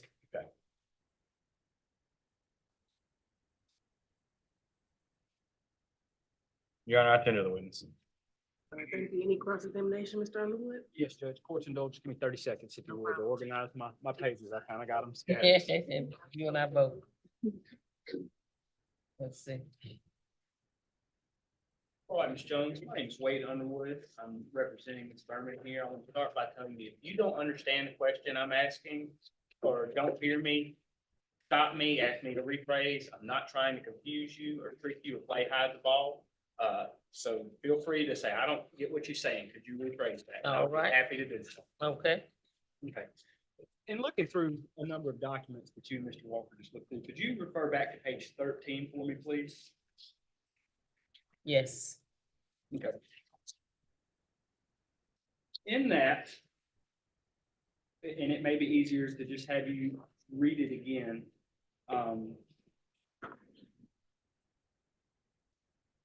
Could you start there? Yeah, could you just start reading that email for me, and I'll stop you whenever we get to the applicant part. Okay. Ms. Peacock, upon arriving at work on 2/15/2019, I was informed by a staff nurse that resident had a bruise on her forehead, a swollen lip, and a skin tear to her hand. Upon reading the resident's chart and looking at the resident, I asked Nurse Ross to fill out an incident report for the lip swelling and bruise because the one I viewed only had the skin tear on it. She said that she would, and by the next day, still had not done so. I then informed B. Thurman, RN, DON, that an AI needed to be done. And she asked me if the bruise was noticeable. And I said that it was. She then stated that it would not look good to have multiple AIs on one resident back to back. To my knowledge, the AI was never done or changed. I was informed by a nurse that C-shift nurse in Jordan was instructed by Ms. Thurman to throw away nurse's notes she had made pertaining to. Additionally, on yesterday, March the 27th, 2019, the C-shift LPN in Young gave me an AI resident form, I would say. He had lacerations to his right optical area, and Ms. Young filled out the AI as an injury of unknown injury and stated that the staff did not know how he sustained the injury. B. Thurman was upset that the staff had labeled the incident report as an unknown injury and stated, "We do not do unknown injuries on this building." She asked Ms. Young to change the incident report, which Ms. Young refused. She asked the C-shift nurse supervisor to ask what happened and to write that, stated that he failed, and she did. I am not aware of what was said in the conversation between, and the RN supervisor, Ms. Young, came to me and asked me what I wanted her to do. And I told her that if she did not know how the injury was sustained, it is proper procedure to write it up as an injury of unknown origin. And Ms. Young left the AI as she had written it. I assured her that she had done everything as she should. Ms. Thurman did threaten to write up the C-shift staff for not doing their jobs at the nurse's station. At the time of the incident, a 15-minute time check. I do feel very uncomfortable with things that go on this unit. I feel as though my nursing license and livelihood are constantly on the line here. I do want to be here and make sure that the residents are taken care of properly. But I do feel that the environment is not conducive to me staying for a long period of time. Thanks for your consideration and help in this matter. I also do not want Ms. Thurman informed of anything I have said unless absolutely necessary, because I have seen her try to punish nurses who do not do as she pleases. Okay. In reading that, I'll refer to you to page 55, which is the Mississippi State Hospital, Whitfield, Mississippi, guidelines on injuries of an unknown source. After reading those earlier, would you agree that it would be improper to list this as an injury of unknown origin whenever Ms. Frederica Oliver stated that if you don't know how the injury was sustained, that would be proper procedure? Yes, according to this policy. Okay, but does the policy say that if you don't know if an injury was sustained, that that's proper? Or does it say two elements, one of which the source of the injury could not be explained, and two, the injury and location is suspicious?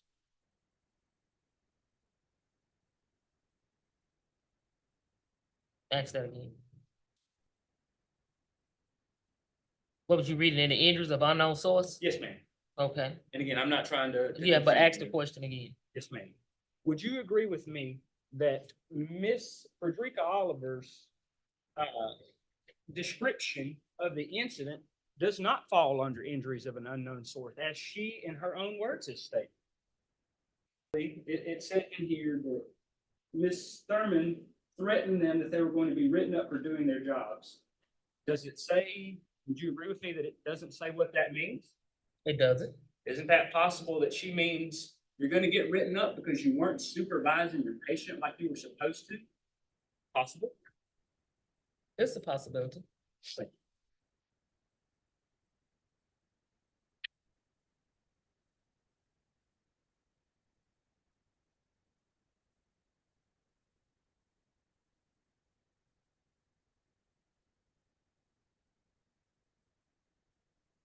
I'm gonna refer you to page 15 and 16.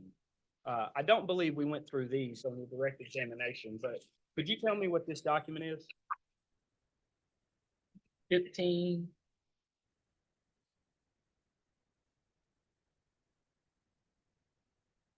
I believe that would be B7.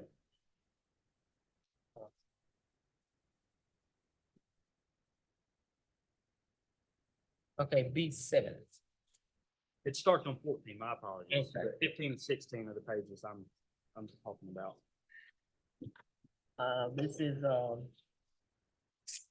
B7 is the, facility interview with, one of the nurses. Okay. Could you read, page 16? Okay. Statement written by Darrell Sanders. Yes, ma'am. On the morning of 3/27/19, I didn't witness Virginia Thurman altering the AI report concerning resident. There were several people around the nursing station that morning, but I don't recall hearing any negative statements by V. Thurman. I don't remember who handed me the AI report on resident. Thank you.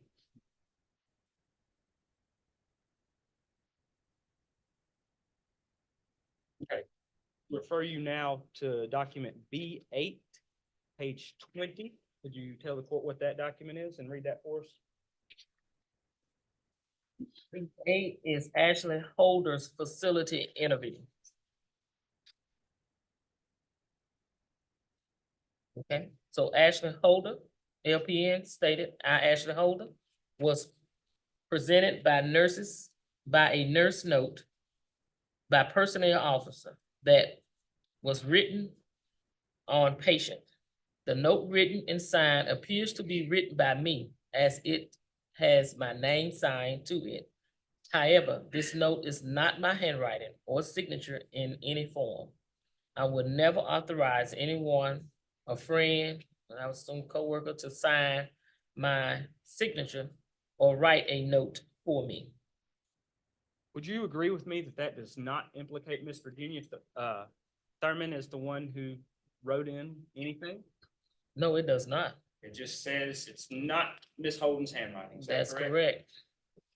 And then I believe we referred to page 22 We've already done that in her statement at the top of that. That reads, resident does not appear to be in any distress, currently in bed. Right, I don't know what that word is, resting with eyes closed.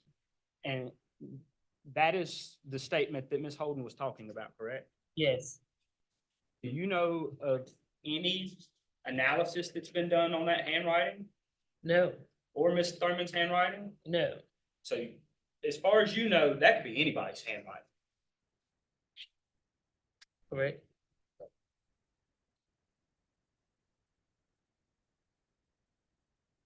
Refer you to page 25. That is state exhibit B9. Could you tell the court what that document is? I'll rephrase that. Could you tell the court what B9 is? That's fine. Okay, B9 looks like a statement. B9 is Frederick Oliver facility interview. Okay.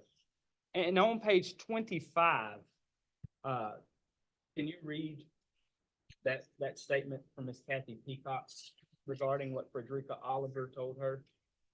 On February the 26th, 2019, Frederick Oliver, RN, met with Miss Neese and me. She had concerns about her supervisor, Virginia Thurman, RN, DON, not following up on things she has reported to her. She said that Ms. Thurman would brush things off and say, I'll check on it. These are the concerns she voiced. Wound care dressing not being changed on the weekends, body audits not documented on, no IA on swollen lip and bruises on her forehead. Family members had concerns of a bruise on a resident's leg, inner thigh, and it took 2 weeks to get anything done. Oral care not being provided. Nurses not charting on residents on antibiotics and falls. Aides wearing long fingernails that needs to be cut. Ms. Reese instructed her to go back to Ms. Thurman to see if she addressed the concerns. If she sees that the DON does not address them, then report back to nurse administrator and her. Okay. Were any of these other complaints against Ms. Thurman brought up to the nursing board? Are there any pending charges regarding any of this? No, So none of those things, to your knowledge, were ever substantiated or even necessarily investigated? Do you have any knowledge of any of that? no, I don't. But you would agree with me that Miss Frederica has got a laundry list of complaints about Ms. Thurman, yes? That's correct. Okay. Could you flip the page, and we've gone through it once, but could you reread the statement made by Ms. Oliver on page 26? Incident involving patient. After I, Frederick Oliver, reviewed the report, at the time that I reviewed it, no boxes was marked pertaining to a fall, only injury of an unknown origin. I was told that V. Thurman, RN, asked Stewart, RN, to write in that stated he fell. I also witnessed V. Thurman, RN, marked through injury of unknown origin and handed it to D. Sanders, NHA. Okay. And after reviewing the evidence, in your opinion, would it be proper for somebody to adjust that record to accurately reflect what I think we've already got in testimony was not an unknown injury?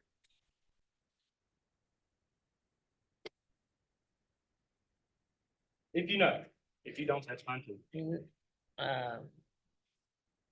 Was in documentation? Is that what you're asking?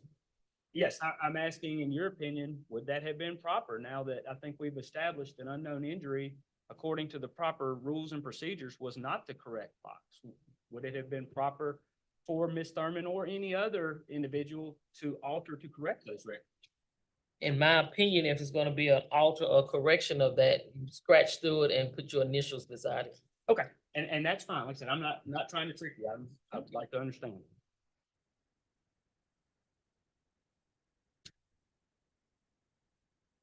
Turn to page 27 for me. This is page 10. 28, B10. Yes, I'm sorry. Oh, I got it backwards. Okay, so this is still B9. I'm sorry. My pages are all, I apologize. On page 27, could you read, you can skip if you want. I'll try to speed these up a little. The statement after number 1, the response that Ms. Frederica Oliver gave in regard to Ms. Thurman marking through the injury. Okay, number 2, where it say, yes, Virginia came to the nurse's station. No, number 1, the answer on number 1. We'll do Oh. number 2 next. Okay, did you visually witness Virginia Thurman mark through the injury unknown origin box on this form? The answer was yes. I heard Virginia say, this is some foolishness, when I saw her mark through the injury of an unknown origin, then hand the form to Mr. Sanders.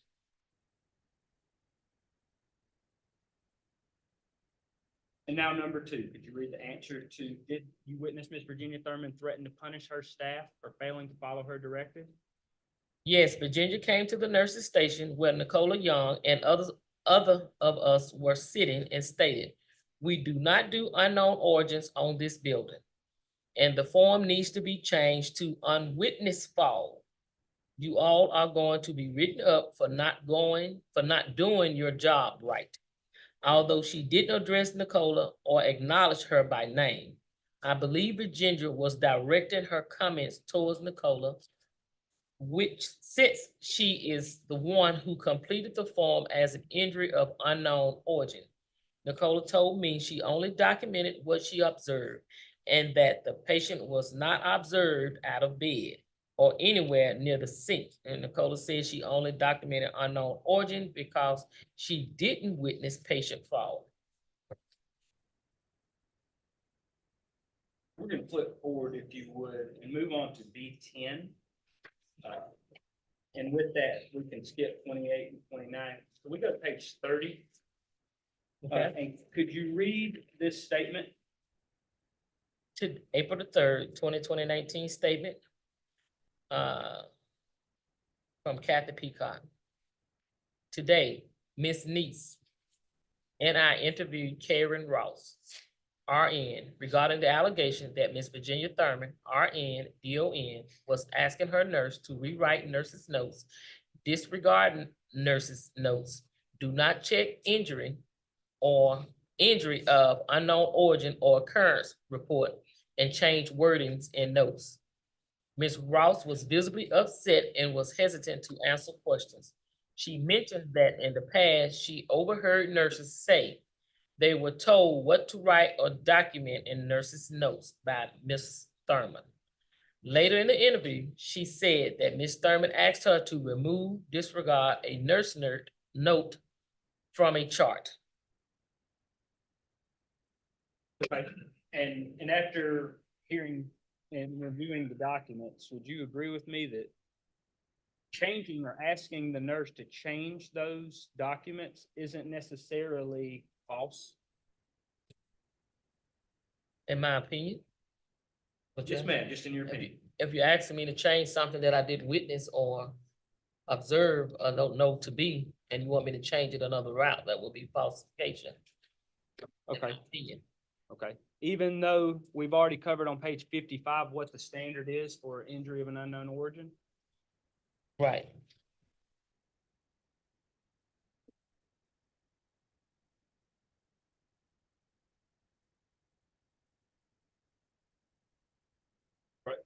Flipping forward to B11. Could you tell me what that document is? Let me get there. That's fine, take your time. If yours is like mine, it's in a pile. That's gonna be Loretta Franklin facility 34, report page when I 34. get there. I'm sorry. Page 34. Yes, ma'am, I'm not trying to admit you don't know things. I'm there with you. Okay. Loretta Franklin's statement. To facility, Yes. Yeah. Okay, page 36. yes. Could you read those statements? Okay, I interviewed Loretta Franklin, LPN, along with Ms. Neese regarding allegation that Miss Virginia Thurman, RN, DON, was asking her nurses to rewrite nurses' notes, disregard nurses' notes, and do not check injury of unknown origin or occurrence reports and change wording in notes. Ms. Franklin, LPN stated, I've heard her say, never put unknown origins unless you know what it is. I worked with her before on Building 48, and I know her for 5 years. She's easygoing and never asked me to do anything shady. Kathy Peacock. Do you agree with me that that shines a positive light on Ms. Thurman in general? Yes.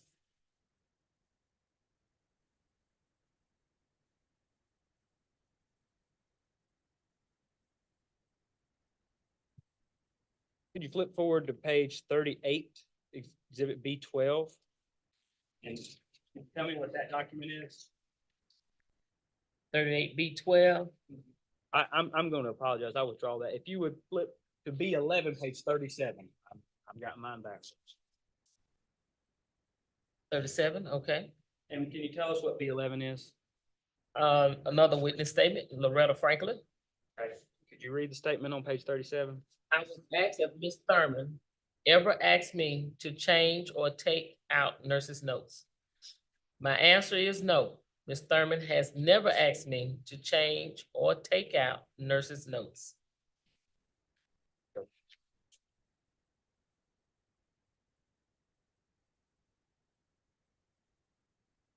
Flip forward to page 39. And identify that document for me. I think now we're moving. Another statement, Who is that by? this will be, the statement is written by Kathy Peacock regarding what Nicola Young said. Thank you. Could you read that? Okay. I interviewed Ms. Nicola Young, LPN, on 4/2/19 regarding allegation made against Virginia Thurman, RN DON, for Building 31. I asked Ms. Young if Ms. Thurman asked her to change an incident and accident report on dated 3/27/19. Ms. Young stated that Ms. Virginia came and questioned her why she documented an unknown origin on an AI report, and she said, "This is foolish. We do not document unknown origins in this building." Ms. Young said that Ms. Virginia was very upset with her and walked into the head nurse office. She said that Ms. Tanya Stewart then approached her and said that Miss Virginia wants you to put a line unknown origin and put your initials beside it. She said she told Miss Stewart she would have to pray about it and did not follow these instructions from Miss Virginia.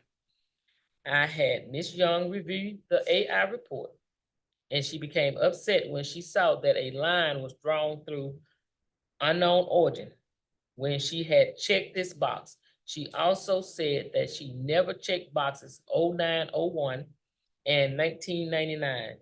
She did write that Miss Stewart said the resident told her that he fell by the sink on the report. Okay. Back up to the last sentence of the first paragraph. Would you agree with me that in this statement, Miss Young is saying that Miss Stewart instructed her to change the A&I report and not Miss Thurman? That she did not follow the instructions from Miss Virginia. But could you just read it again? Miss Tanya Stewart approached her and said that Virginia wants you to put a line through it. But isn't that Miss Stewart telling her to do that? Miss Stewart then approached her and said that Miss Virginia wants you to put a line through unknown origin. And then in the last sentence, does that confirm that the resident fell by the sink on the report? Or that the resident fell by the sink? But she did write that Miss Stewart said that the resident told her that he fell by the sink on the report.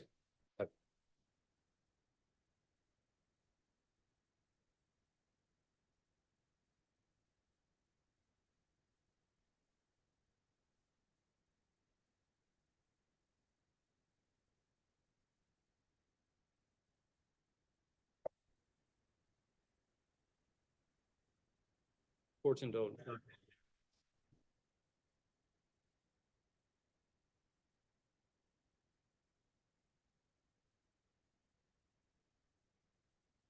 Okay, can we go to B13? I gotta find the page on it too, otherwise I'd have just told you.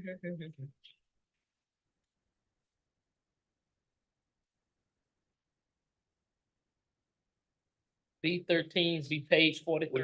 Thank you. Could you tell me what that is, what that document is? Personnel incident report, Okay, and who is this filled out by? employee Virginia Thurman, RNDON. Do you agree that's my client, the lady sitting here next to me? Yes, it is. Okay, this statement is in regards to the AED form that was presented after the QA meeting about Petro, the risk management, presented myself as well as my head nurse, Durrell Sanders, Cynthia Reese, Kathy Peacock, a copy of an AED forms that were on the code cart. Petra instructed me as well as my head nurse to instruct my nurses to be careful, mindful of BT documented. I can say the morning of the QA meeting, my 11 to 7 nurses in Young instructed me that she faxed a copy of the AED form to Petra. She instructed me of this in the presence of my head nurse. Want me to read the back part of it? If you Page could. 44? Yes, ma'am. Okay, continue. I did not complete the AED, maybe the A&D form, and did not instruct my nurses to complete the form afterwards. However, as the supervisor, I have instructed my nurses to complete their documentation truthfully in a timely manner. Okay, on the next page, the question asked was, have you ever asked a coworker or other nurse or agency nurse to disregard, remove, or otherwise discard a nurse's notes or other legal documentation related to patient care? Can you tell me what Ms. Virginia's answer was? No, I have not asked a coworker to remove legal documentation, to disregard a legal documentation related to patient care. This line of questioning is intimidating to me because it's the same questions asked differently. I have not instructed any other nurses to remove legal documentation from the chart, as well as agency contract nurses.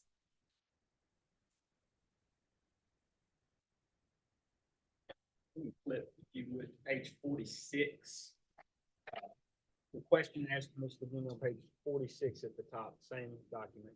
Have you ever personally removed or asked someone else to remove a nurse's note from or any other patient's chart? A nurse's note from redacted or any other patient's chart? Could you read me her answer?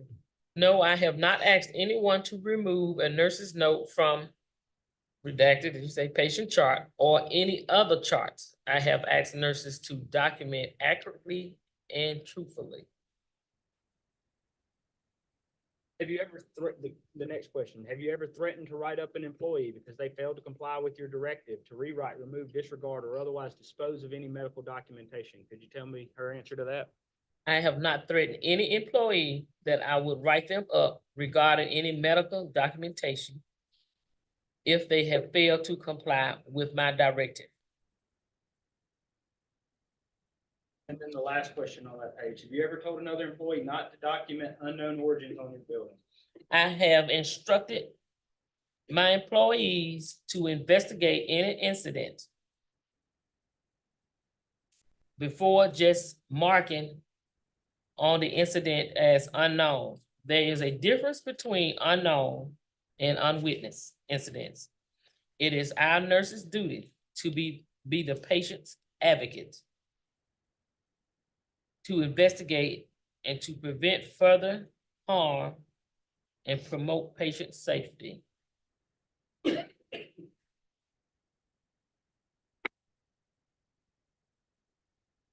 Nothing further on cross-examination. May redirect, Mr. Walker? Yes, Your Honor, just one question really. Ms. Jones, we'll go back to, page 32.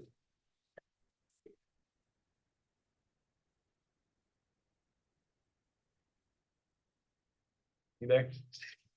Page 33, 32, you want 32? 32. Okay. You were asked earlier about, Mr. Underwood, if somebody else could have wrote the note on 2/23/19. You remember that? Yes. Will you read this statement by Ms. Ross one more time? The note on 2/23/2019 at 10 PM was rewritten by Virginia Thurman, RN, on a later date on resident. I am aware that V. Thurman removed nurses' notes from this chart. K. Ross, RN. Thank you. No further questions, Your Honor. All right, any questions from the members of the hearing panel for this witness?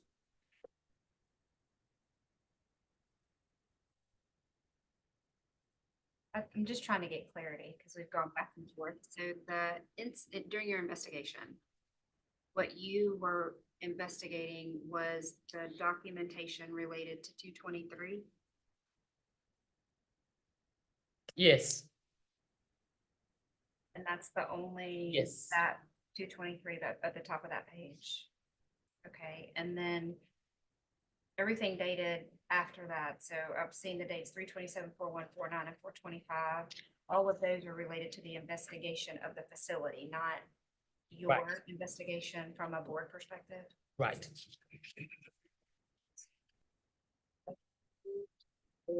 Any follow-up from council from the for the parties related to the line of questioning from the board?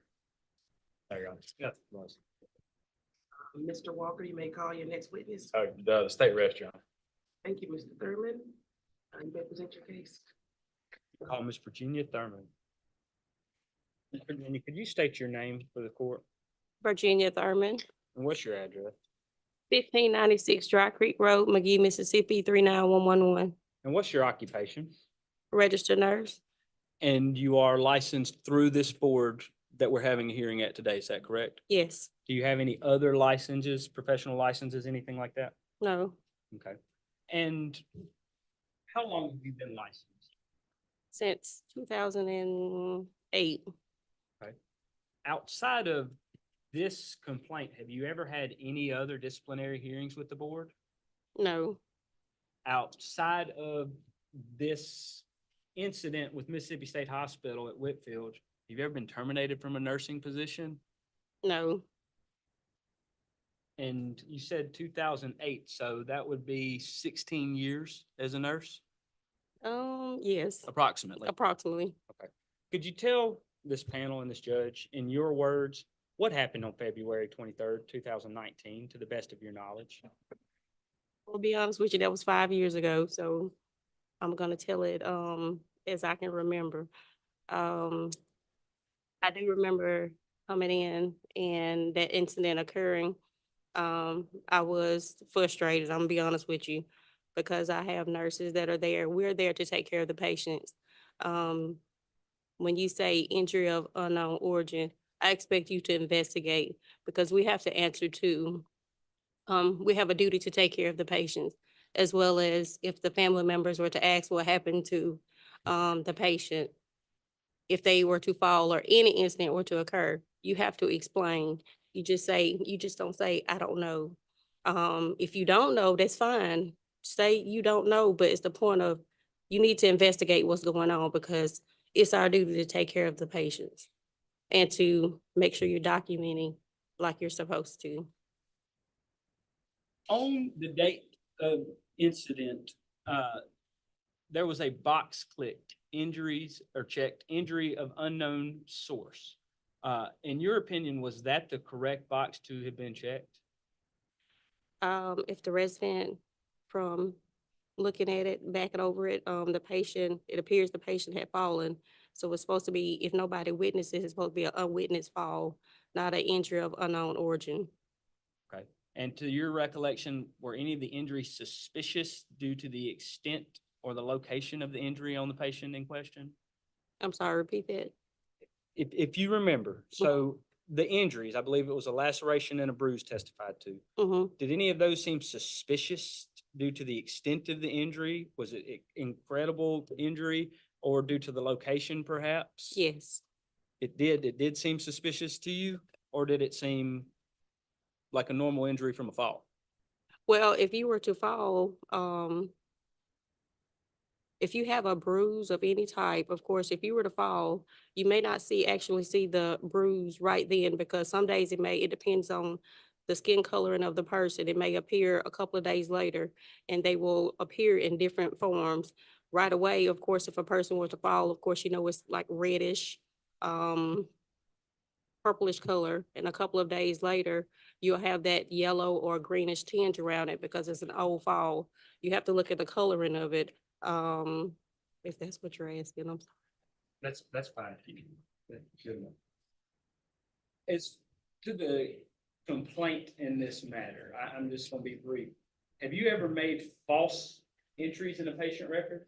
No, no, I have not made any false entries. If it's an injury, and this is what I was trying to instruct my nurses, if it's an injury, I mean, not injury, what am I saying?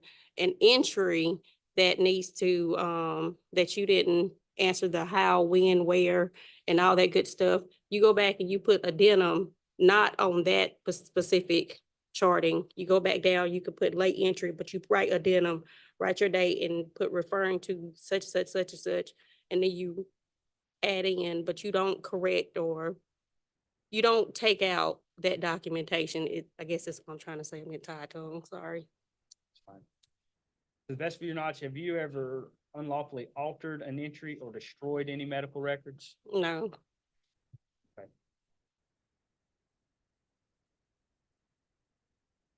Do you believe you're a good nurse? I try to be. Okay. And do you believe that at all times that you're trying to keep your patient's well-being at your best interest? Yes. And is that how you have operated within your scope of employment at all times in your career? Yes, because it's a privilege to be a nurse. Okay. Tend to the witness. Thank you. Before you begin your cross-examination, if you have any, Mr. Walker, is there an issue or an objection by counsel of the parties if we were to take a brief bathroom break? Take a bathroom break. Okay, so we're gonna take a brief recess and return back on the record at 12:40 p.m. Thank you.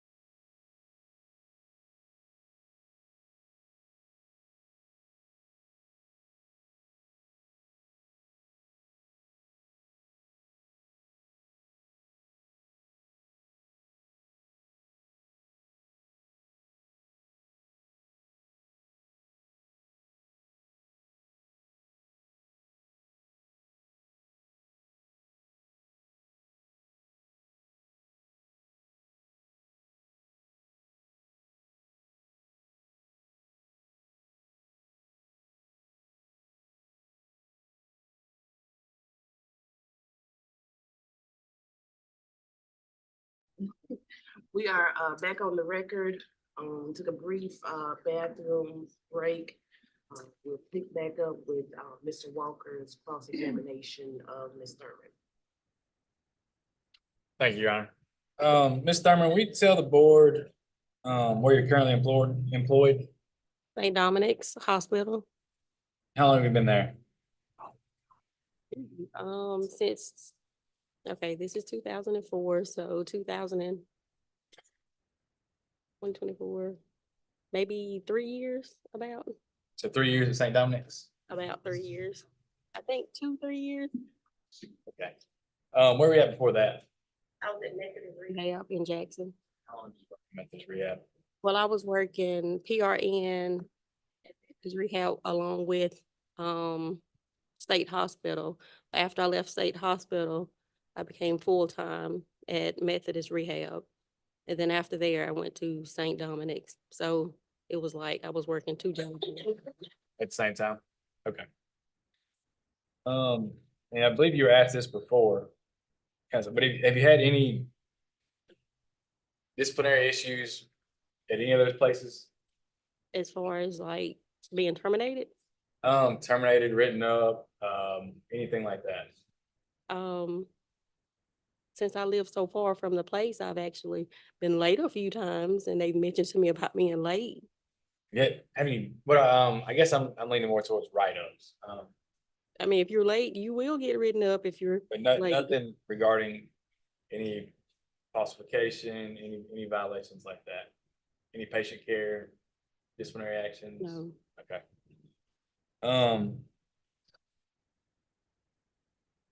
And you said you've been a nurse since 2008, was that correct? Yes, So about 16 years, roughly. I don't do roughly, math, but, yeah. okay, listen, there's been a lot of talk about this note that was dated 2/23/19, I believe. Did you rewrite that note? No, Can you explain to us why somebody said they saw you rewrite that note? to be honest with you, like I said, that morning I came in, I was frustrated. In my opinion, it's like, I mean, I can't exactly explain why somebody would actually say that. I can't explain the evil doings in the world, why people would do some of the things that they do. Maybe they were upset at the fact that I was frustrated, that I was telling them they basically need to do their job as far as taking care of the patient. I don't know. So, because there's multiple reports that said you did these things and you stated these things, and there are some reports that have been brought up that said they didn't hear you say any of this. Right. But we do have a witness that said they saw you redo that. Your testimony, did you have, I guess, did you have an issue with Miss, I guess her name said Ross? Did I have an issue with Ms. Ross? Yes, for her to say this? I'm just trying to understand why somebody would say they visually saw you do that. There was a couple of incidents with her because I did supervise Miss Karen Ross, and she was one of the RNs that I supervised. And there were some incidents where, of course, it wasn't documented. I asked her to actually take care of the patient, and she did become upset with me. All I ask my nurses to do is to just do their job, take care of these patients as if they were your mother or brother or sister. If you need a break or there's no time for lollygagging, we're dealing with people's lives here. That's all I ask. Cause I'm held to a standard to make sure I'm supervising these nurses and make sure that they're doing what they're supposed to do. And sometimes they will get upset with me when I ask them to actually, like I said, just do your job, take care of the patients.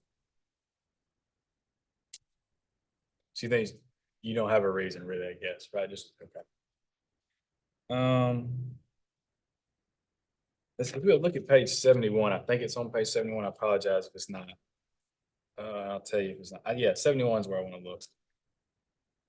We looked at some statements. I believe it's from Miss Nicola Young. I think it's how you say her name. Maybe. Nicola. Okay.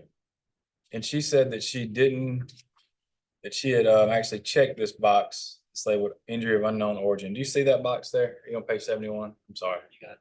Okay. Do you see that, Ms. Thurman? Yes. And we looked at her statement that said that she had checked it. Do you remember that? Or testify? We can look back if you want to it. I'm not gonna hold you to it. I'm just. You said Nicola said she checked it?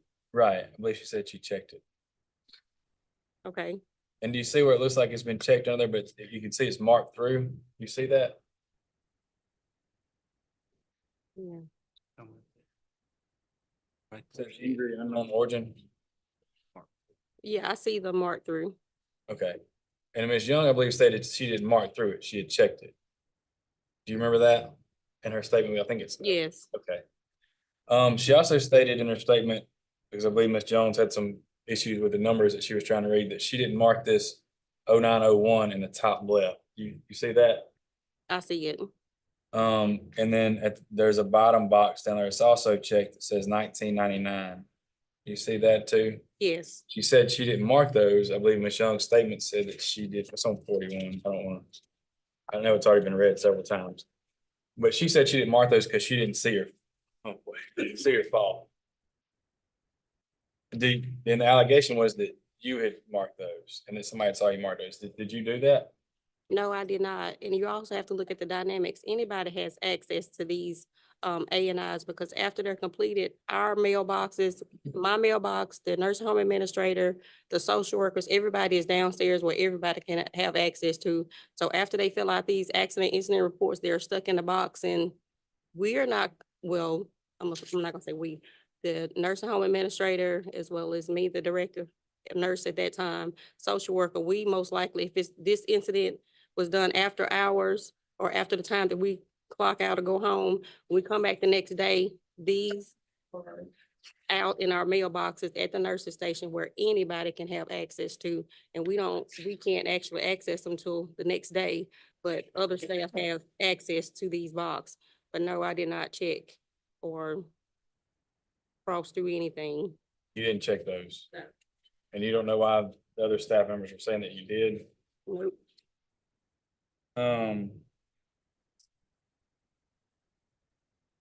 And I think Ms. Ross, it's on page 31 too. Her statement, she said that you had removed nursing notes. You can look at it if you want to. I'm not asking you to testify to that. I'm not trying to trick you, I promise you.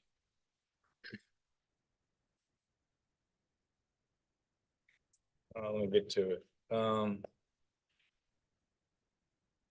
She's on page 32, Ms. Ross said that I'm aware that Ms. Thurman removed nurse notes from this chart. I guess she's got the resident, it's blurred out for HIPAA reasons, but it says resident. It says, I'm aware that she removed notes from this chart. Do you say that on page 32, Ms. Thurman? Mm-hmm. Okay. On page 67 and 68, there's two forms that are code blue recording forms. What are those? Wait, what now? I'm sorry, 67 and 68. Sorry. You're okay. Just give me a second. 67, 68, something like that.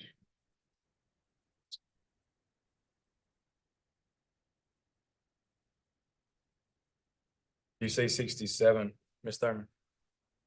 Am I looking at? Yeah, I see it. Okay, so can you tell us what a code blue recording form is or was when you were at the facility? Code blue recording form is when a patient pretty much, I'm sorry, my mind is blank. That's when a patient is actually, coding.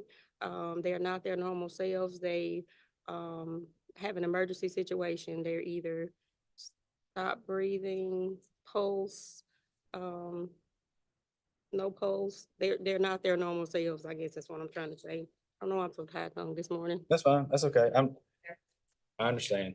Well, Ms. Ross, the reason I went back to the statement on 32 said that was aware that you had removed a document from the chart, I believe what she said. You see that note in there? It says this was what that note says on the side there, page 67.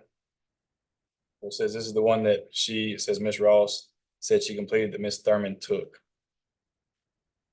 You see that? Yes, I see it. I see it written. Okay, and if you flip over on page 68, page 68 is another code blue recording form. You see that? Mm-hmm.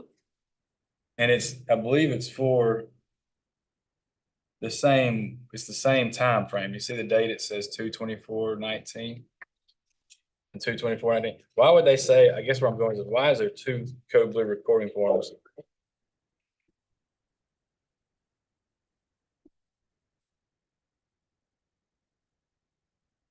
Attorney's getting shook down.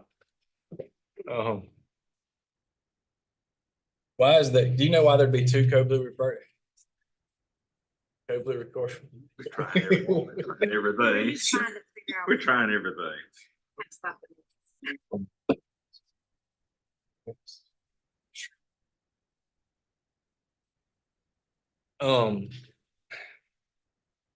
I'll try again.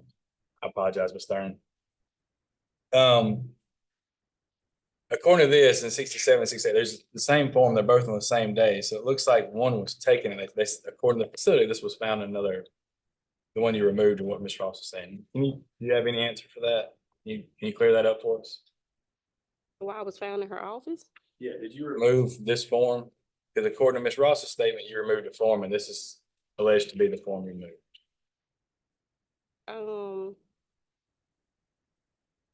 I don't know. I have no knowledge of, this isn't a form that looks like we keep in our chart, is it? We do have paper charting there. We have like different. I'm a little confused because this is not look like a form that we kept in our paper charting. What was the code? It's labeled a code blue recording form. We have a separate AD machine. When a person code stop breathing or whatever else, this form is actually kept in a clipboard on our AD card with the AD machine, the mask respirator and all that good stuff. So there's one person appointed to actually taking this sheet and actually recording like the dates and times, not the dates, but the times that the person fell out and what they did after that, the interventions after that. This wasn't, it's separate because you can't just pick up that big binder and run to the patient, especially if they fell out. It's right there on the code card. Okay, so you don't know why they would state that this is when they found their office that you removed. Okay. And as far as like charts and paper stuff, documents taken out of the chart, we have a physician that comes to the building at different times, usually around lunchtime. Since we have paper charting and our pharmacy is not located directly on our building, it's located on another building. Each nurse I asked each nurse to be at the nurse's station to note off the physician's orders. Each nurse, in order for the pharmacy to actually get the order for the medication, you have to take the chart, take the paper out of the chart, put it on our fax machine and fax it to pharmacy so they'll know what building to actually bring the medication to. So that's the only time that we take out things out of chart and then we place it back in there. That's just protocol, every building. So I'm gonna ask this. I don't have any more questions, so I apologize. Obviously, I'm not supposed to be asking questions. If a nurse writes a note, let's say a nurse writes a note, is it okay for you to go, or acceptable practice for you to go change that note? No, you don't change the note. If it's inaccurate, you tell them to of course, document accurately. You don't change it. You just go down and write a late entry and you write an addendum. You make sure you put addendum, the date and time that you're doing it, and then just write according to such and such, such and such, but you don't change that note, no. So no matter what, no matter if it's what policy it is, you don't change the note, correct? You don't change the note, you write an addendum to the note. Okay. So you don't, again, I'm gonna ask, I know I've already asked this, so I'm not repeating it. You didn't change any notes. No, You don't have any idea as to why there are several statements saying they were told to change notes. no. I have no further questions, Joe. Is there any redirect, Mr. Underwood? Just briefly, on page 67, on B16, Mr. Walker just asked you about this code blue form that you said that you were not familiar with. Mhm. Could you read the note that was attached to it? It says found in Miss Oliphant's, who was my MDS nurse at that time, office. This is the one that Miss Rossi said she completed that Miss Thurman took. Okay. Did you have your own office? I did, it was upstairs. Okay. That doesn't say it was found in Ms. Thurman's office, does it? No, Ms. Oliphant's office. Okay. He asked you if you had any idea why one of these individuals would say you changed this note. But also on page 12, could you, of course, indulgence. Isn't it true that Ms. Sanders, in her statement, said that you did not change, mark through a note and hand it to her. On page 12, it says you did, but then in Ms. Sanders' statement that she provided, Ms. Doral Sanders, and I can find that if you want. It's Darrell Sanders, our nurse home administrator. He was the one that supervised all of us. So, Okay. yeah. And do you recall in his statement where he said you did not mark through that and hand it to him? Yes, I recall that. Okay, and would you agree that those statements are in direct conflict? Yes. Nothing further. Thank you. Any questions from the members of the board hearing panel for Ms. Thurman? Sorry, I seem to be the one with always the questions. So, and I'm still going back to the dates as I questioned the investigator, so I'm just trying to get clarification on. So the note in question that we have is dated, I think, 2/23. And your testimony today is that you did not rewrite that note. Is that correct? I did not. And then the other report that's been brought up in the exhibits, and the Code Blue reports on page 66 and 67. They are, it's your testimony that those were the notes that someone stated were found because you took it out of an area of where you were the director of nurses. Am I right on that? Is that clear for me? I'm sorry, say that again about this. Yeah, I'm pretty sure that was confusing. Okay, so the note in question on 2/23, it's your testimony that you did not alter that entry, Right. correct? And then the Code Blue notes that are dated 3/27 that are on page 67 and 68.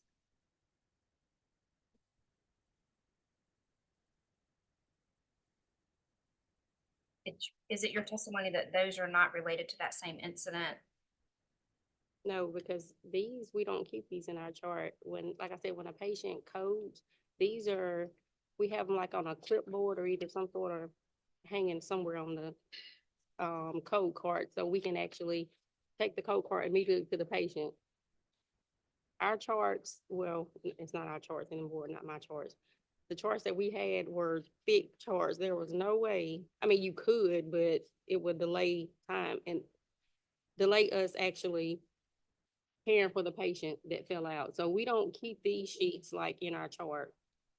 They're like on the code card that's in our building. The only part of those notes are that they were found in another place outside the unit. Is that correct? That statement that says it was found in whoever's office? Yes, Ms. Oliphant's our medical MDS nurse. Her office was downstairs. It was in close proximity to the code card, but no, it wasn't found in my office, but it said it was found in Ms. Oliphant's office.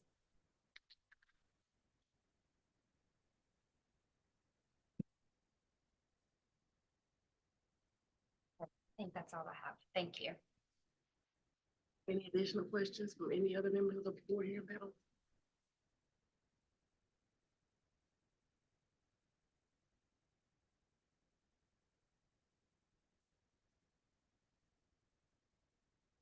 Now with closing statements, if the parties don't have any follow-up questions based on the board's line of question.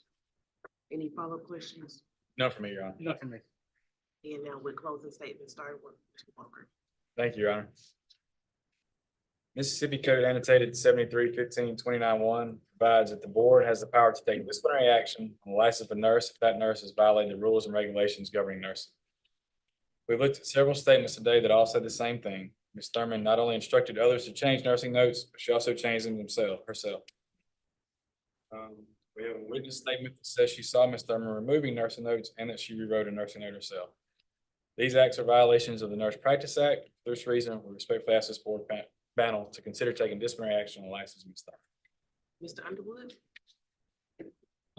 Yes, so we would just ask the board to review all of this evidence. I know it is cumulative. It may have been somewhat confusing the way we jumped around through this back and forth. However, yeah, there are statements that implicate my client. However, you've got statements from Kathy Peacock, Loretta Franklin, and Doriel Sanders that directly negate those statements. The document that was missing was allegedly found in Miss Oliphant's office. We think the key language here is false. There's nothing false about what my client did. In fact, looking at the rules and procedures, I think it's pretty clear that unless the injury is, suspicious and unknown, it's not an unknown injury. It might be an unknown fall, but my client arguably, was frustrated. She admitted that her nurses weren't doing their job. And she felt like she had a duty to the patients for them to be doing their job. And she got frustrated when they weren't and when they were miscoding these things. So we would just ask this board, again, we think the burden is clear and convincing. I don't see anything clear and convincing about any of this hearsay within hearsay and contradictory statements. As such, we would ask to dismiss all of these charges. She's been a great nurse for 16 years. She's got statements here from her colleagues that say that. That'd be it. Thank you. Thank you. This concludes the hearing. In case number 2019-0447. This time I'll entertain a motion from the board to go into closed session to determine whether grounds exist to go into executive session and deliberate on this case. I'll make a motion to go into post determination session to determine if executive session is needed for deliberations on state case. Second. All in favor? Aye. Any opposition? Hearing none, at this time I'll entertain a motion from the board to actually go into executive session to deliberate on this case. I'll make a motion to go into executive session for deliberations on stated case. Second. All in favor? Aye. Any opposition? Hearing none, the board is now in executive session and will we'll also eat lunch while they deliberate. So we plan to return.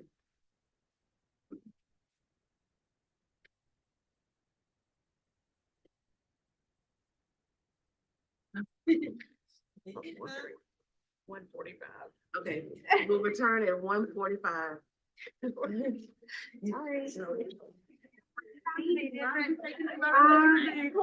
was thinking, wait a second. 3:45. Clearly, I need what's in here.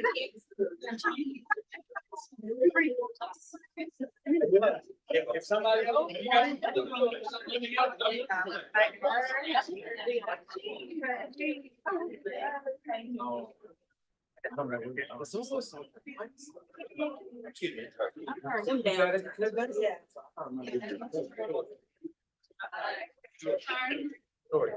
I just said that back here about 1:45 minutes. Thank you. But they also. It doesn't do. No, it's like it's. Almost, go to the next Yeah, year. that's what I was- Because it didn't do it. I think the next one.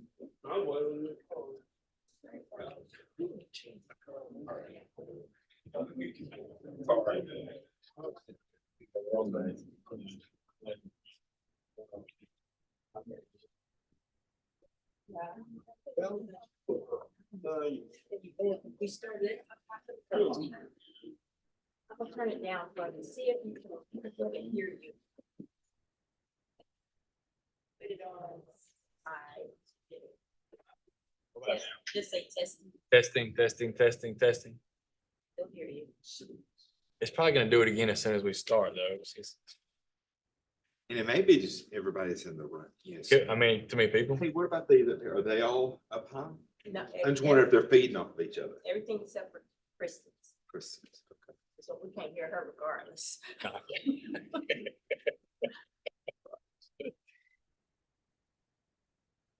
What? Yeah, it was just so weird. Yeah, these have yesterday, didn't you? I haven't changed anything on my end. Yeah. And I was thinking maybe it was the computer. And I found out like, as soon as I got over there, it's like it started up. Yeah. It's not the computer. Oh. Oh, Jeremy, I printed something for you. All right, thank you, man.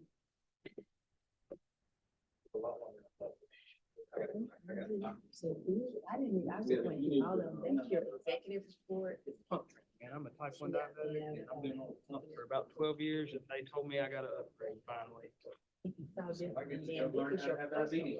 They all tell you So the personal one's the one we're looking at. Yes.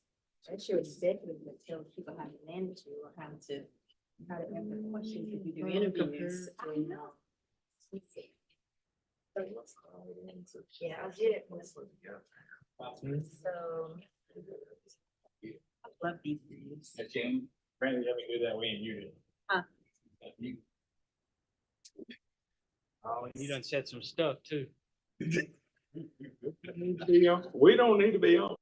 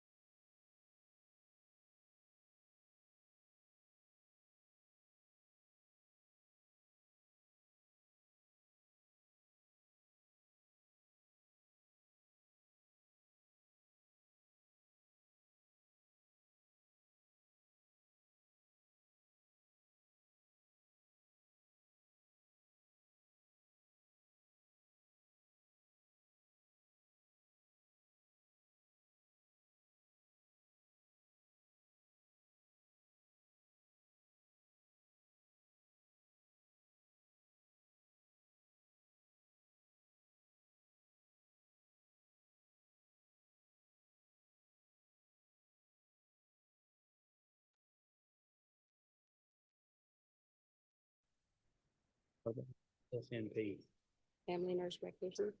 and N on the end of FNP.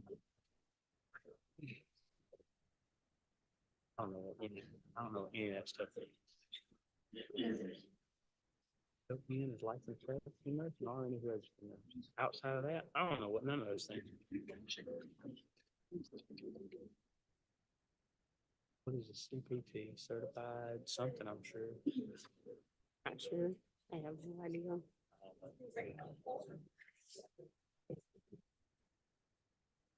But with doctors and nurses, I don't know what any of it does and who can do what. You think physical therapy?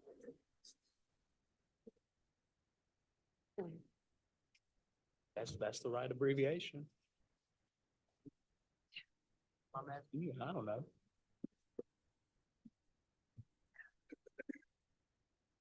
I don't even see what, the doctor I go see, I don't even know what she is.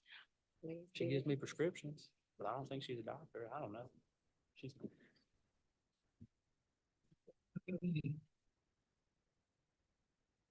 Possible.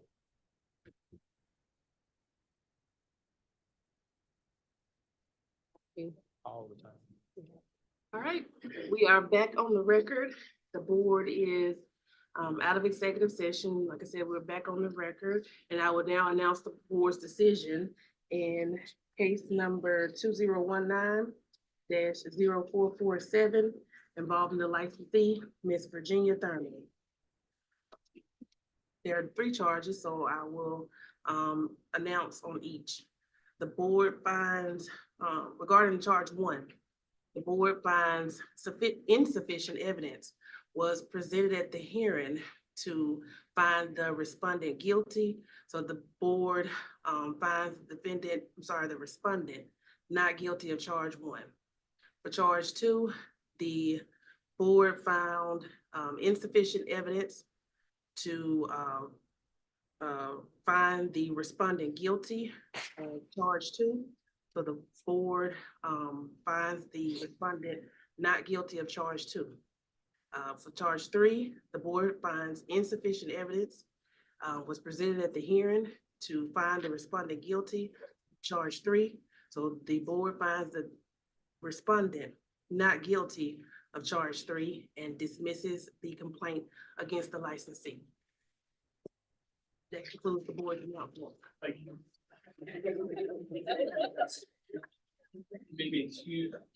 Thank you. Thank you.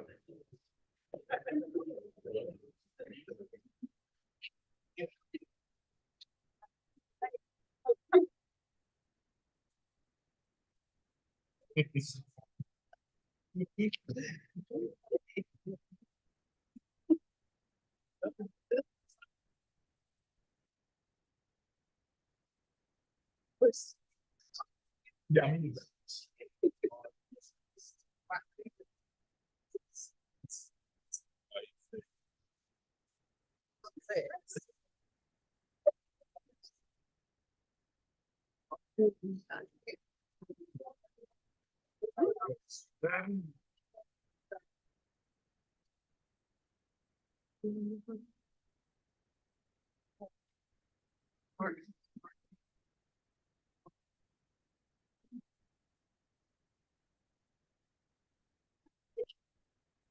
I'll call up the next matter on the docket.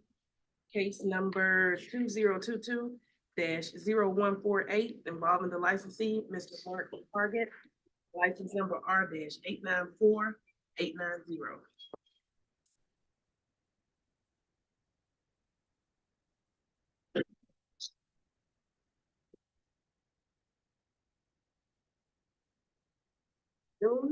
I am Kristen Love, and I will serve as the hearing officer in this matter. At this time, I ask the members of the board hearing panel to introduce themselves for the. Janelle Moody, RN. Jeremy Cummins, alternate. Nurse practitioner. And will the attorney representing the board state your name for the record? Brandon Walker. Is the licensee, Mr. Mark Hargett, present? He is. And Mr. Hargett, are you represented by counsel? I'm not. I have a few questions for you because you're not represented by counsel. Do you understand you have the right to have an attorney represent you during this hearing? I do. And do you understand you have the right to have witnesses testify on your behalf? I do. And do you understand you have the right to have subpoenas issued by this board on your behalf? I do. And do you understand that the outcome of this hearing could be revocation of your nursing license? I do. Understanding all of that, do you wish to proceed without an attorney?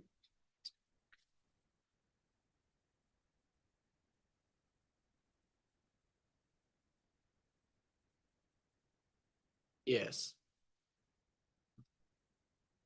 All right, this time I want to identify all individuals in attendance that will give testimony so that the court reporter can swear you in. If you're gonna give testimony, state your name for the record.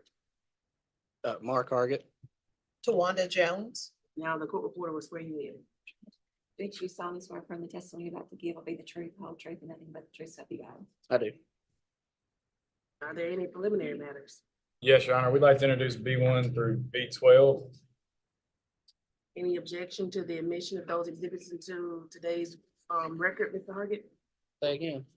Have any objection to the admission of the exhibits proposed by board counsel? B1 through B12? Oh, yes. Do you have any objection? Nope. All right, so the exhibit B1 through B12 are admitted into the record for today's hearing.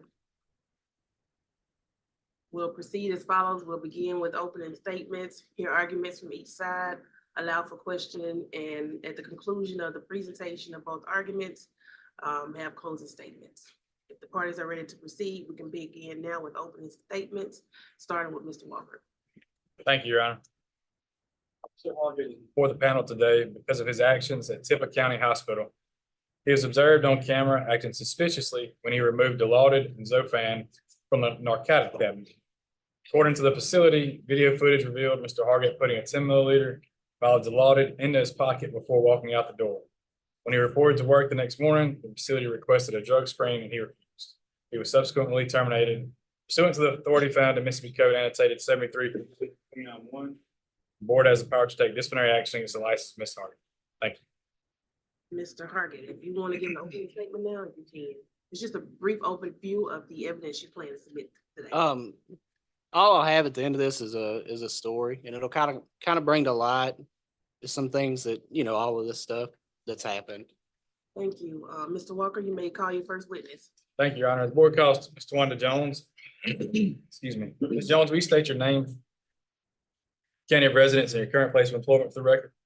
Tawanda Jones, county of residency, Rankin County, place of employment, Mississippi Board of Nursing. And how long have you worked here at the board? 6 years. And what is it that you do at the board? I investigate the complaints that come in regarding nurses. All right, thank you. And if you would turn over to page 4, and would you, for the record, identify what that document is?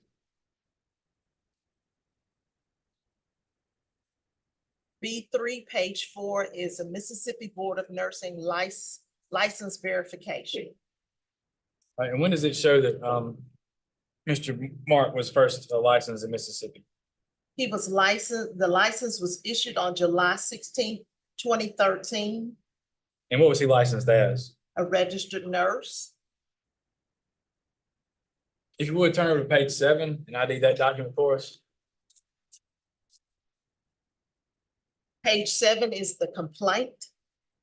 And in that complaint, what charges are listed against Mr. Hargett? Charge 1 is the respondent engaged in an unprofessional conduct as identified by the board and its rules, namely 30 Mississippi Administrative Code PT 2820 R 1.2, practicing the profession while under the influence of alcohol or other mood altering substance as evident by the following: refusal to submit to a drug screen. Charge 2, the respondent has negligently or willfully practiced nursing in a manner that fails to meet generally accepted standards of such nursing practice. Thank you, ma'am. Is there any facts in that complaint that support those charges? Yes. Could you kind of summarize those or tell us what those state, please? The respondent was employed at Tippah County Hospital from on or about September 12th, 2019 until on or about January 22nd, 2022. On the Above, on January 21st, 2022, at approximately 9:55, the respondent was observed on facility video footage removing multiple doses of Zofran and Dilaudid from the medication room with the syringe and emptying them into a 10 ml syringe. The respondent was observed placing the 10 ml syringe in his pocket before leaving the room. On or January 22nd, 2022, the respondent was asked to submit to a drug screen once he reported to work. The respondent refused to submit to a drug screen and was terminated. Okay. If you will, turn to page 11 for me.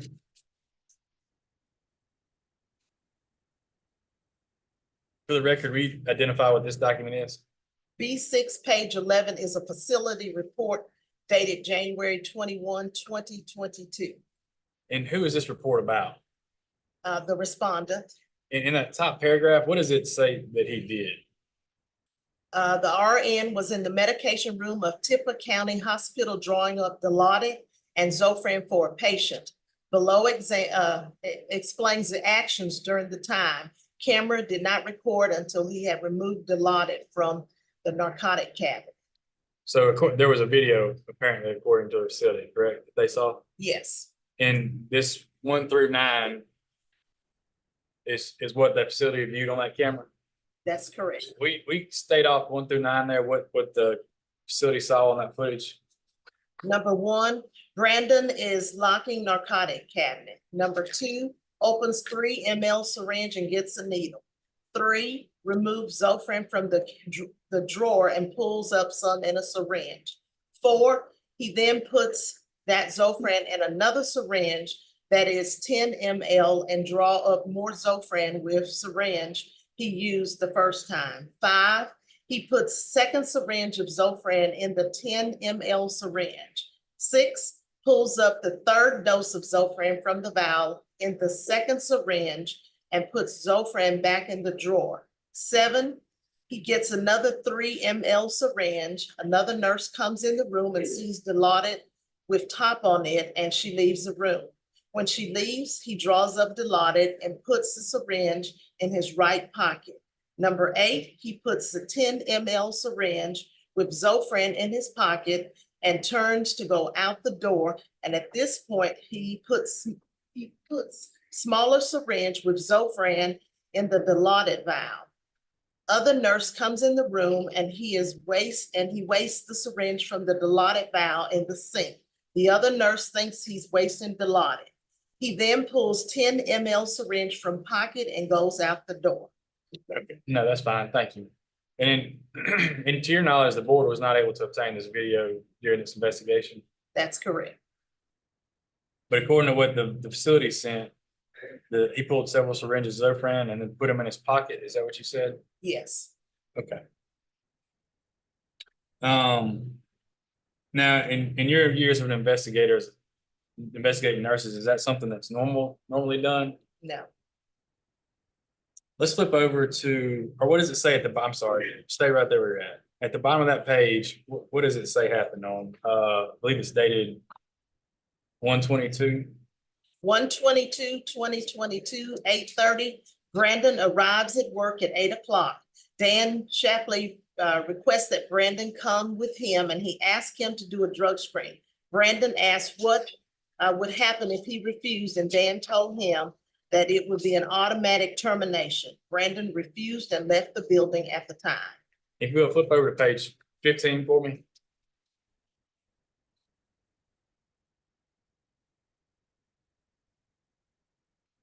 What does it say the reasoning for his termination was? Employee terminated on 1/22/22 due to refusal of a urine drug screen. Was that what was he charged with? You read the complaint a while ago. Was one of the charges refusing to submit to a drug screen? Yes. I have no further questions, John. Mr. Hardy, do you have any cross-examination for this witness? I do.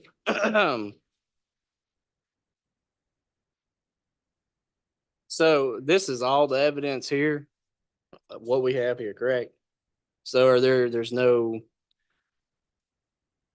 I guess what I'm trying to say is is there any patient testimonies or anything like that stating that maybe they didn't get their medicine or anything like that?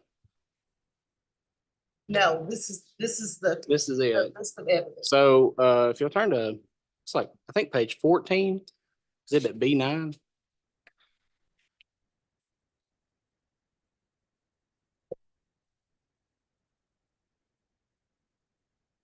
What is that? That's a MAR. Okay. And is there anything in that MAR that looks suspicious as if a patient didn't get their medicine? No, Okay. And we don't have the video? no.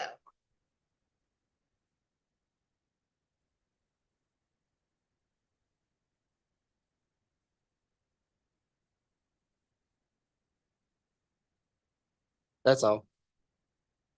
Any redirect, Mr. Walker? Just one question. In the complaint, was he charged with not administering any medication? No, he was not charged with that. Was he charged with refusal to submit to a drug screen? Yes, he was charged with the refusal to submit to a drug screen. No further question. Thank you. Any questions from the board hearing panel for Ms. Jones? I have one. Ms. Love, Yes, may proceed. did we request this? You may have said that and I missed it. I'm sorry. I don't know if the investigator requested the video or not.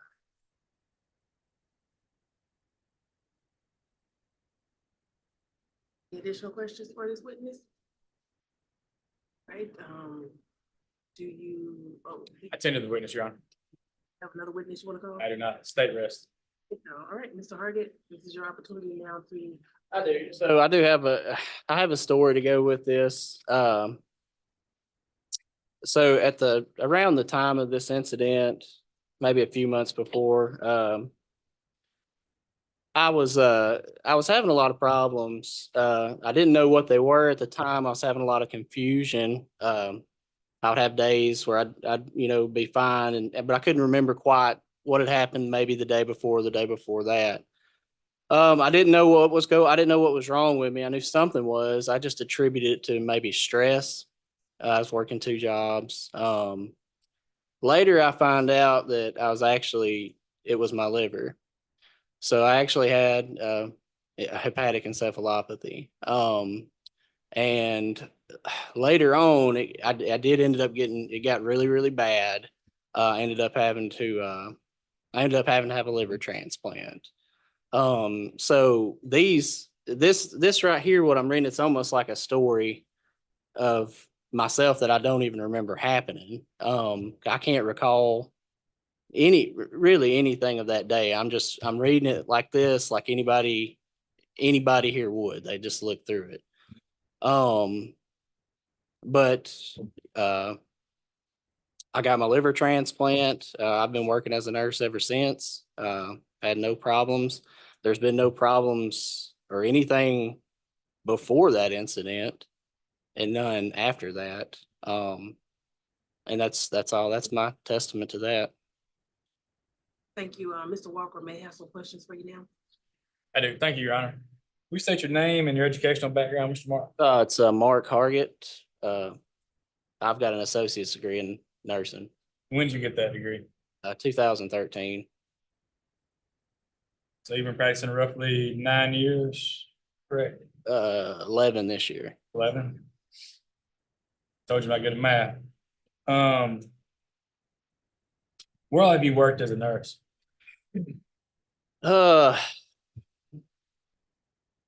Magnolia Regional in Corinth, Mississippi. Baptist Memorial Hospital in Collierville. Tippah County Hospital.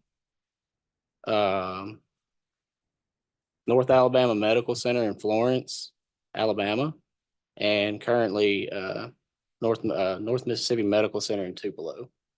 How long have you been at North Mississippi Medical Center? Since I got released to go back to work in November. November of last year? Last year. I had my transplant in August of that year. So when did you stop working? May of that year.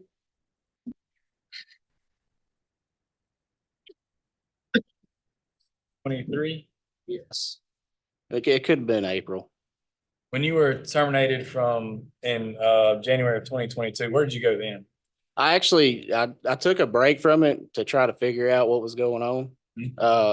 I got a job doing something totally different. Until I figured, because I knew something was wrong as far as if confusion and me not remembering things, and it wasn't a good idea to be a nurse under those circumstances until I figured out what was going on and got on, the right medicines to help me out. You said, I want to make sure I'm not trying to put words in your mouth, but you said when this happened, you don't even remember, right? I can't recall it, no. But how, was that something you noticed that was going on a day to day? No, I would be lucid most of the time, but maybe once, twice a month, maybe, I'd have a day or two where, So were you treating patients or seeing patients while you were having issues? yes. You think that maybe was a little bit unsafe? Yeah, that's the whole reason I didn't go back after that incident. And you don't recall, I mean, you don't recall anything that went on the video about removing medication or anything? I don't recall that day, no. Did you refuse this drug screen they said that they tried to give you? As I said, I don't remember that day, but it's in writing. Yeah, because that's from the facility, correct, that you worked at? Yes. Okay. And they're saying that you were terminated for refusing a drug screen. Have you ever had an issue with narcotics? I have not. You named several places that you worked at. Have you had any issues with, have you ever diverted? No. No. You never had any disciplinary issues? No. Would you agree if what this facility is saying is true? That is suspicious? I would agree that it is, reading this now today. But you don't have any recollection of it? No. And you do think you saw patients that day as well? I agree that there's negligence there. I have no further questions, Your Honor. Right, Mr. Hargett, the board may have some questions for you. Just a couple of questions, to make sure I have the timeline right. So this incident happened January of 2022. Your testimony is you don't have recollection of that day. I do not remember that day, no. When did you get diagnosed with hepatic encephalopathy? I think probably about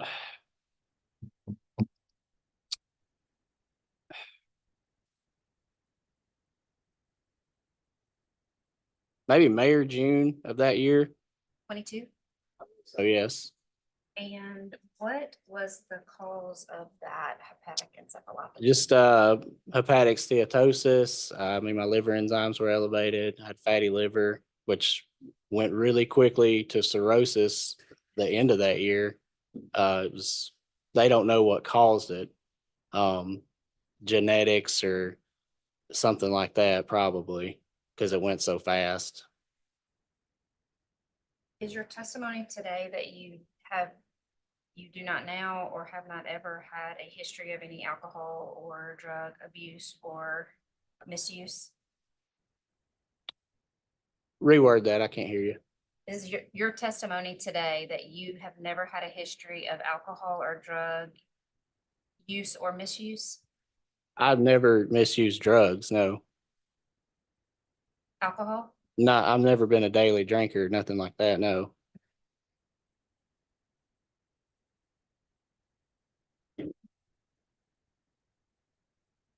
Have you had any more episodes since your liver transplant? Oh, ma'am. Mm-mm. So if the board saw fit, would you be willing to keep your license or put stipulations or whatever the board sees fit to do? Would you be willing to do anything and everything that the board requests in order to keep your license? Yeah, yes. Have any further questions? Any additional questions? I have a question.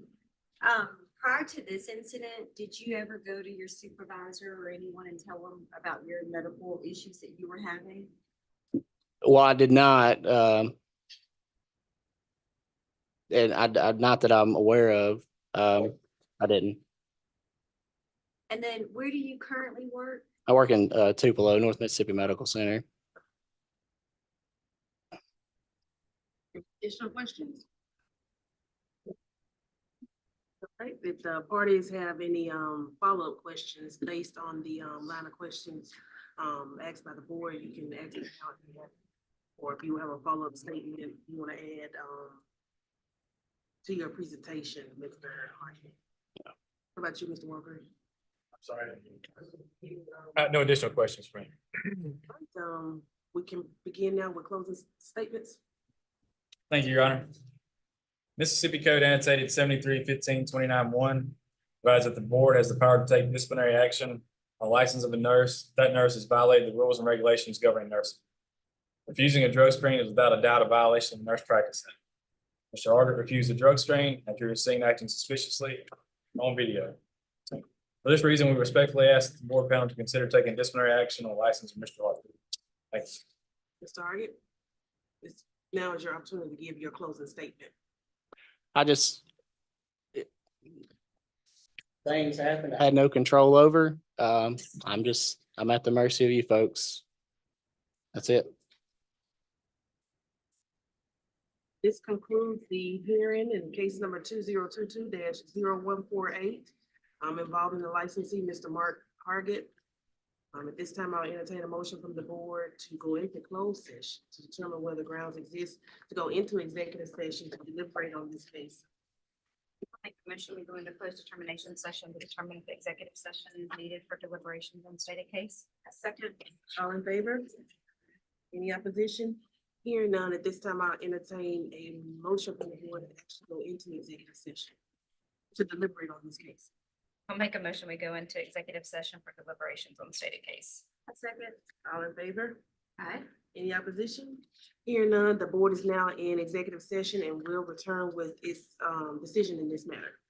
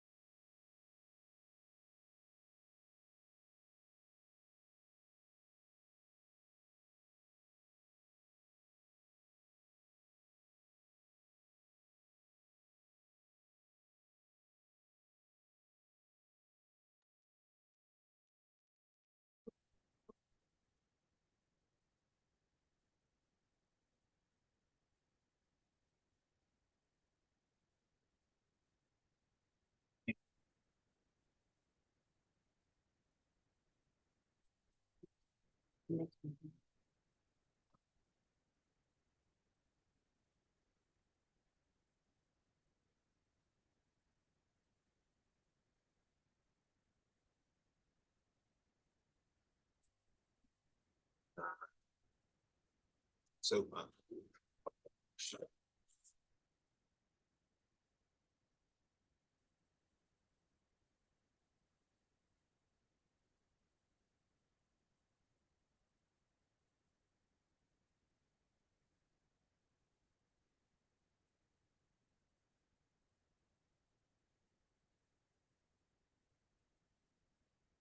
We are back on the record, and I will announce the board's decisions. At this time, the decision in the Mark Haggett matter, and case number 2022-0148, and then I also will announce the board's decisions on 2 ASPs that have already been, sort of generally called up for the, this week of hearings. So regarding, the, Mark Haggett matter, case number 2022-0148, the board finds insufficient evidence to find the licensee guilty of charge 1. The board finds the licensee guilty of charge 2. The penalty imposed is a formal reprimand, a fine of $500. And then and a course, which will be the name of that course, educational course, would be provided in your order. And also within 90 calendar days of the effective date of your final order that you're going to receive within 30 days, you must complete a chemical dependency, substance abuse evaluation, and a psychiatric psychological evaluation, and the board will follow the recommendations of the assessors upon completion of those evaluations. So once you get your final order and it's effective, because you do have an appeal right, so once that order becomes effective, you have 90 calendar days from that date that the executive director executes the order. So when you get your order, look at the back of it, there's a date on it. You have 90 calendar days from that date. And should you choose not to appeal, to complete a chemical dependency evaluation and a psychiatric psychological evaluation. You also must meet with a compliance officer here and provide that, complete and provide proof of completion of one educational course. Any questions? All of this will be detailed in the final order that you should receive within 30 days. But if you have any questions right now, you can ask. I don't have any. Any questions from you, Mr. Walker? Was it a psych evaluation, a substance abuse evaluation? Is that what I heard? Okay. Yes, yes. And this concludes the board's announcement on that matter. For the ASPs and the ASP involving Ms. Susanna McMillan, case number 2023-1151. The board accepted the ASP. In case number 2023-1165, involving the licensee, Ms. Kathy Chapin, license number R-22279, the board rejects the ASP.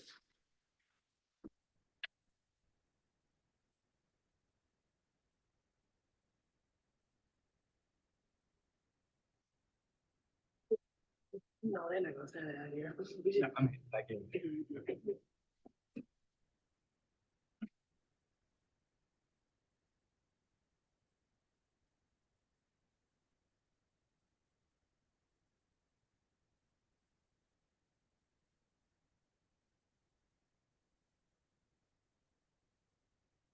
I call the next matter on the docket, case number 2024-0004, involving the licensee, Ms. Fala McCallum.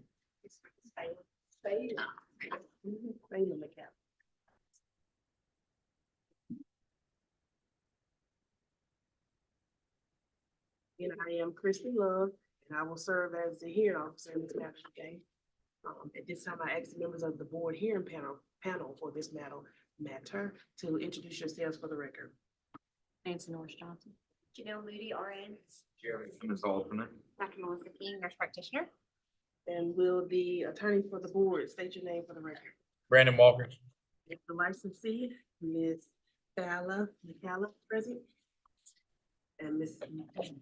represented by counsel. You understand you have the right to have an attorney represent you during your hearing today? Or you understand you have the right to have subpoena issued by this board on your behalf and I understand. Yes, ma'am. and the right to call witnesses to testify on your behalf today. Yes, ma'am. Understanding all of this, you wish to proceed without an attorney? Now, I want the individuals in attendance that will give testimony. Please state your name for the record so the court reporter can swear. Bayla McCallum. Chief will swear you. From testimony about to give will be the truth, nothing but the truth, so help you God. Yes, ma'am. Are there any preliminary matters? Yes, Your Honor. We'd like to introduce B1 through B11. Ms. McCallum, do you have any objection to the admission of these exhibits? I just have an issue with B3. It says the LPN nursing application was submitted June 29th. That was an RN application, not an LPN. Okay. And I checked the documents in here reflect an RN application. I just think it was a typo. I just wanted to. Okay, so with that, do you, note it, I'll say that, and do you object to the admission of the exhibits into the record? No, that's fine. So the exhibits are admitted into the record?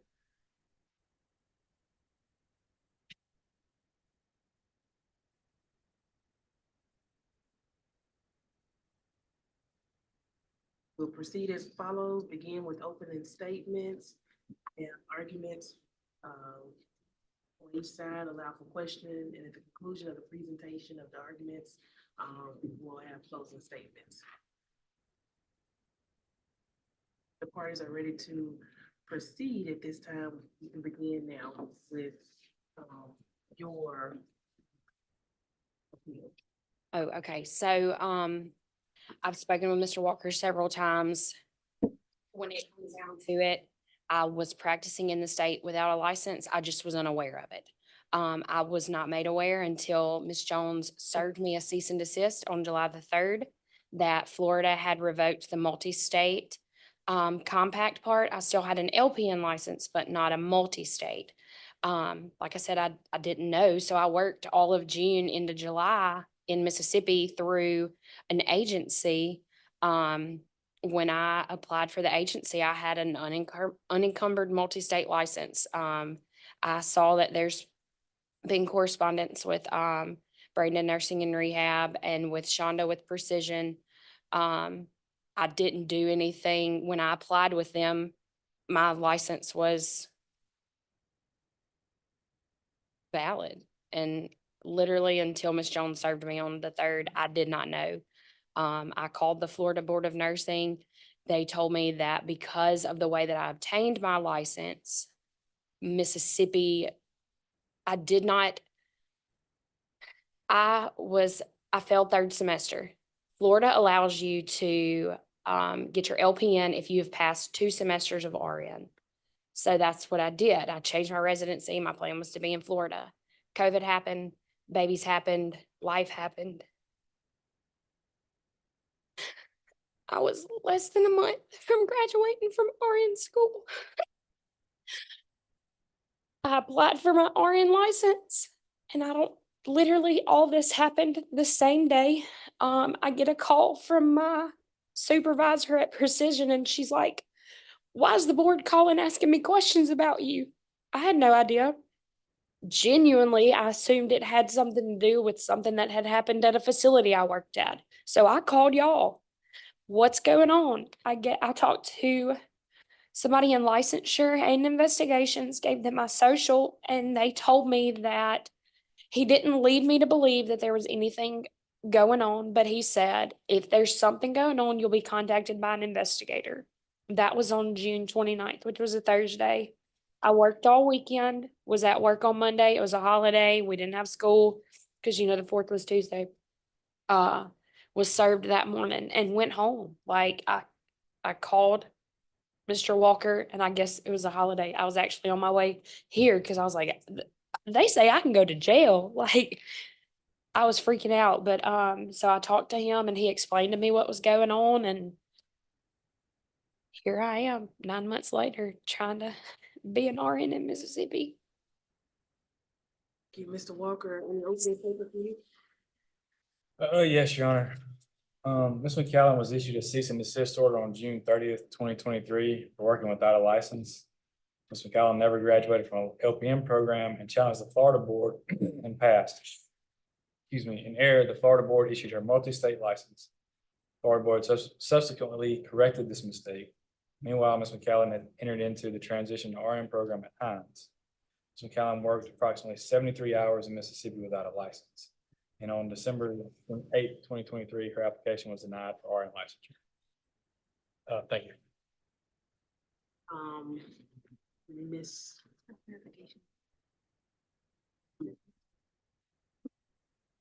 So yes, now. Yeah. To begin now with your appeal, and then once you conclude, Mr. Walker may have some questions for you, and then the board may have some questions for you.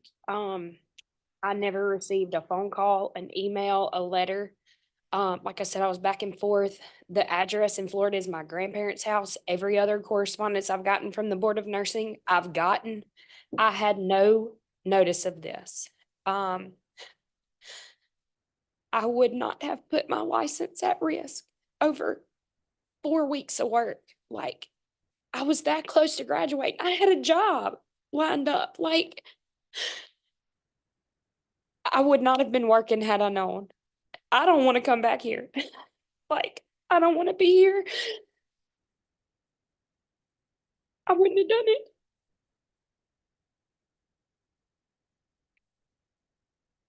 In a minute before he begins. I'm good. Good. I'm good. Okay. We tell the board your educational background. You kind of mentioned it a little bit while ago, but we kind of elaborate on that. I have a bachelor's in education from Delta State. And then I went to RN school at Holmes, failed 3rd semester, ended up getting my LPN license through Florida. Or went to the bridge program at Hines and graduated in July of 23. You said you didn't finish the program in Florida and you essentially challenged it and got licensed in Florida. Is that correct? No, I was at Holmes in Holmes. Grenada, and with intentions of moving to Florida. Changed all of my residency. They allow you to. I had just gotten out of an abusive relationship. I was gonna just move and start over, and then everything else happened. So tell me about the program in Florida? Did you complete that program in Florida? There wasn't a program. There wasn't a program in Florida? Their state board allows you to challenge the LPN. Gotcha. So did you ever live in Florida? I did. How long were you in Florida? Off and on since fall of 19, just kind of back and forth.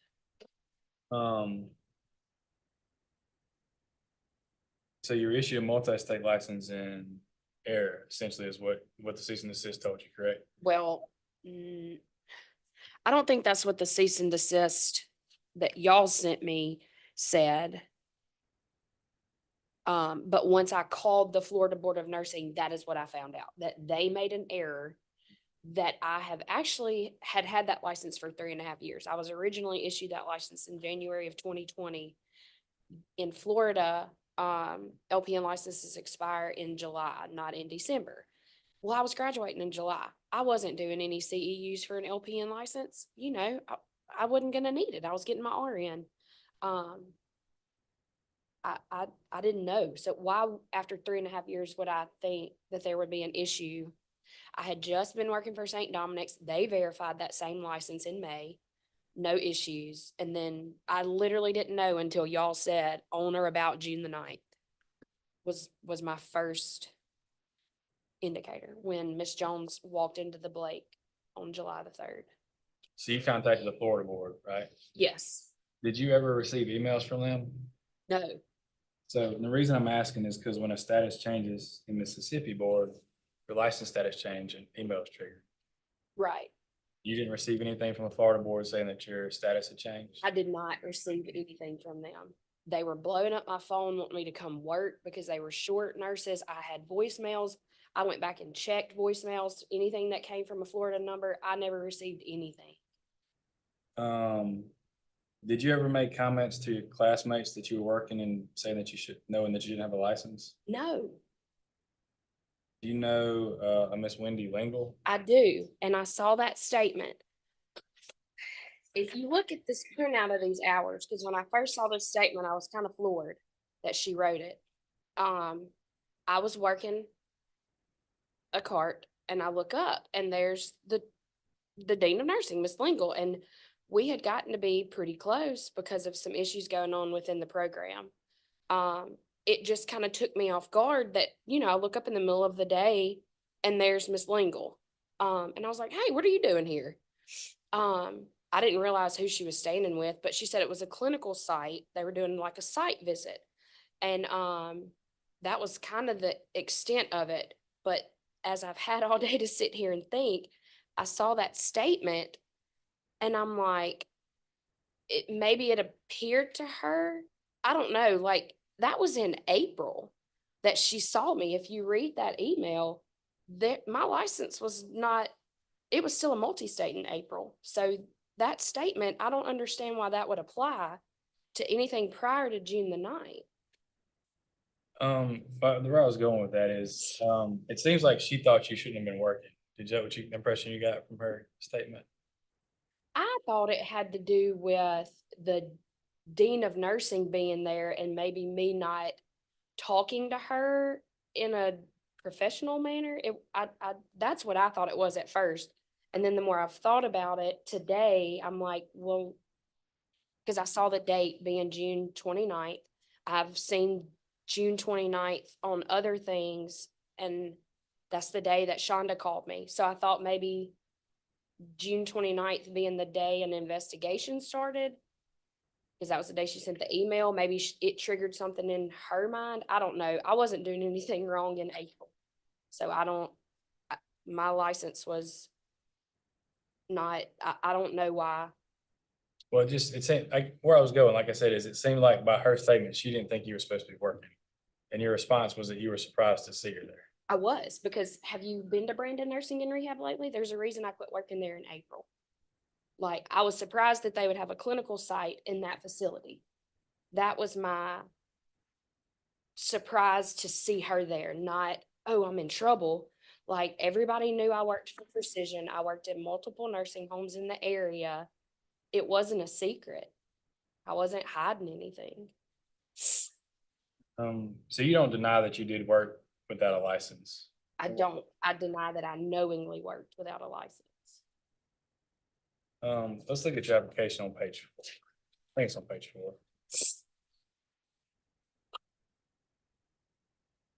Yeah, it is. Do you see the date it was submitted there? June 29th. 2023.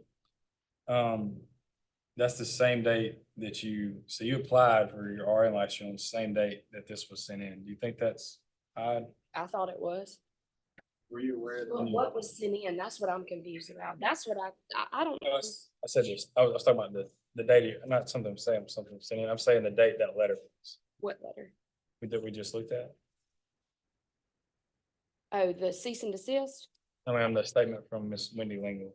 Yes, I thought that it had something to do with, I don't know, because I applied for my license that morning. So were you aware at the time you were under investigation, or that you had been working without a license whenever you applied for your? No, I was at school. We had class on Tuesdays and Thursdays. I was at school. That was part of our checklist that we had to get done before the end of the semester. I sent in that application. That afternoon is when my boss called me. And that's what I thought. Maybe that's why I called and asked to speak to someone in licensure, because I thought there was an issue with that. I didn't know. if you look all the way on page 37, it shows, where your, license was in a multi-state status. Do you see that? Okay. That was when I applied to Precision. I started the application process with them the end of 22, but I didn't start working for them until into 23. Because I started working for Dr. Carroll at St. D, and I just started doing this like PRN, and then it ended up being more of my full-time thing. So when I filled out the application with them, this was when I pulled it. If you flip over to page 38, you can see that it was updated on June 9th, 2023 to a single state. And then the next date, if you look on the next page, do you see that? I'm sorry, I'm back up. I'm not trying to. No, you're good. I'm following along. And on the next page, on page 39, the date that it was changed or that it was ran was 6/29/2023. Do you see that? You apply for your license the same day.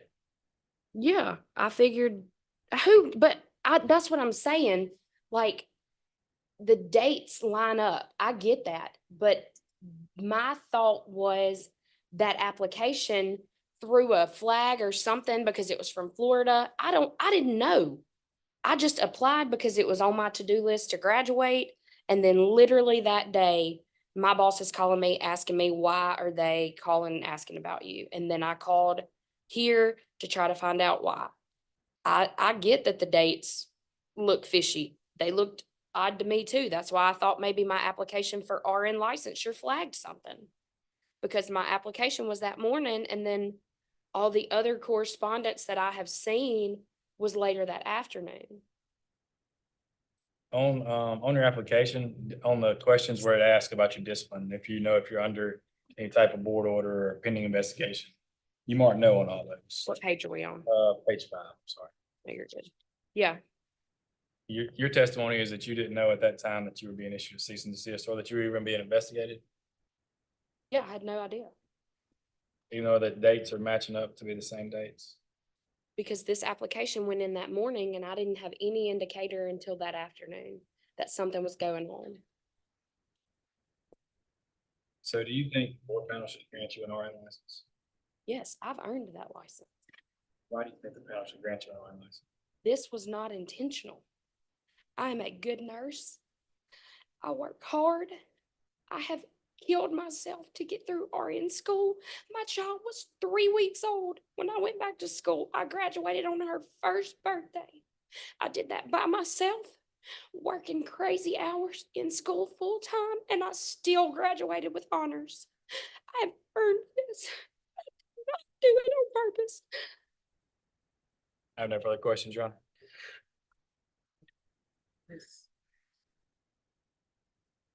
Now, the board may have some questions for you at this time. Any questions from the board hearing panel for the licensee?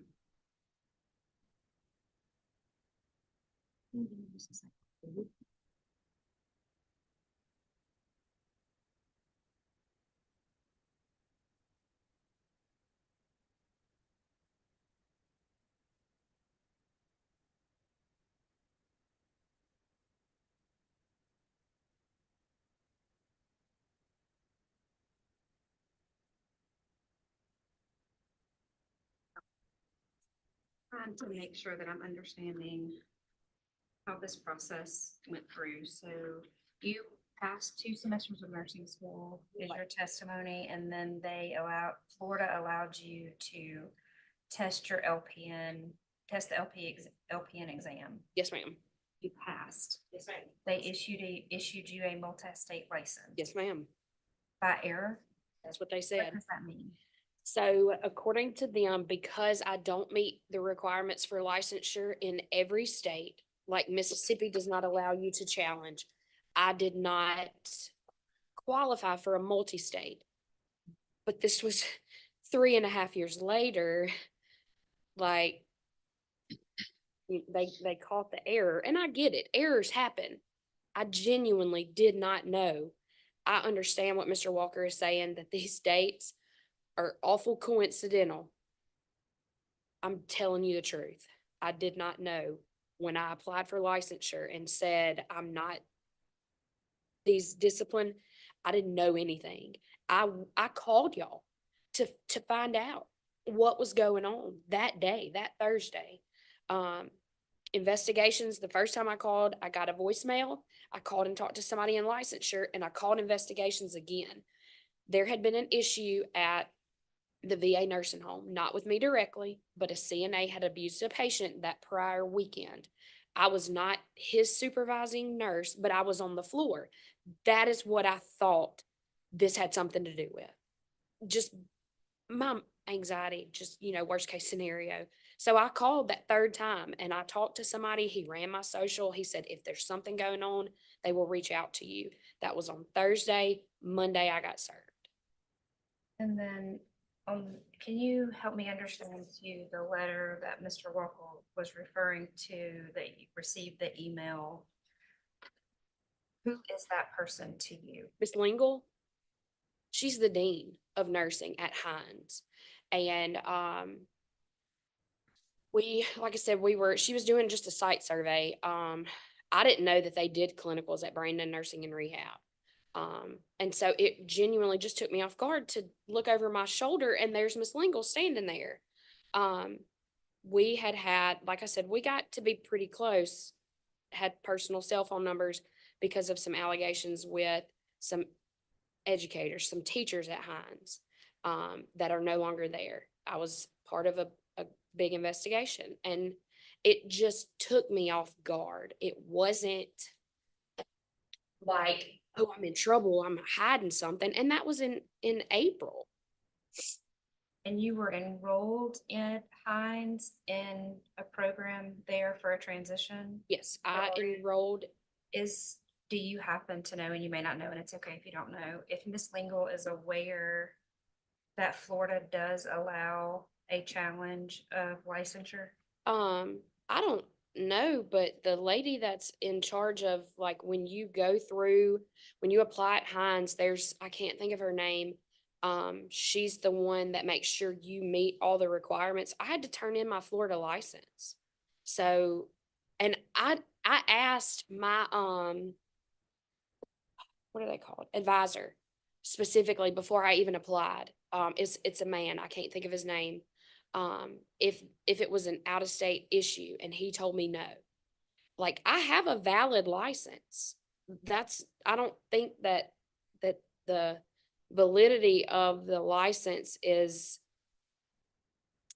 in question by Miss Lingle. I think I don't know. I was really surprised to see that email when I saw it in this package today. Additional questions from any of the members of the board hearing panel?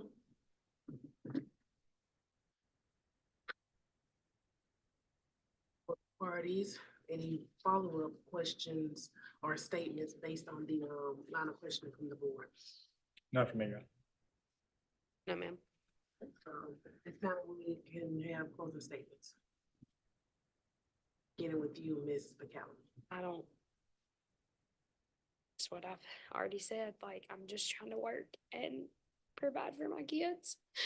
And right now I'm driving out of state. I had put almost 40,000 miles on a brand new car that I bought in May because I don't have any other choice. I can't work as an LPN here. Can't work as an RN here. And I fought for 5 years for that degree. I'm just gonna take care of my kids and take care of my patients.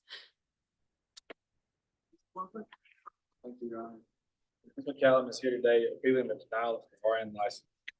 The license was denied because, as we have demonstrated, she worked in the state without a license. After she had reason to know that her status had been changed.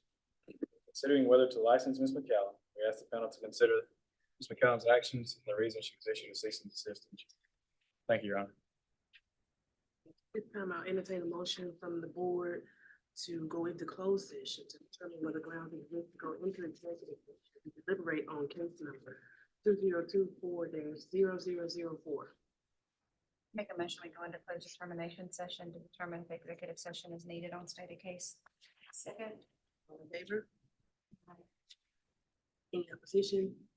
Hearing none, at this time, I'll entertain a motion from the board to actually go into executive session to deliberate on this case. I make a motion, we go into executive session for deliberations on the stated case number. All in favor? Any opposition? Hearing none, the board is in executive session and will return with its decision. Ms. Mitchell.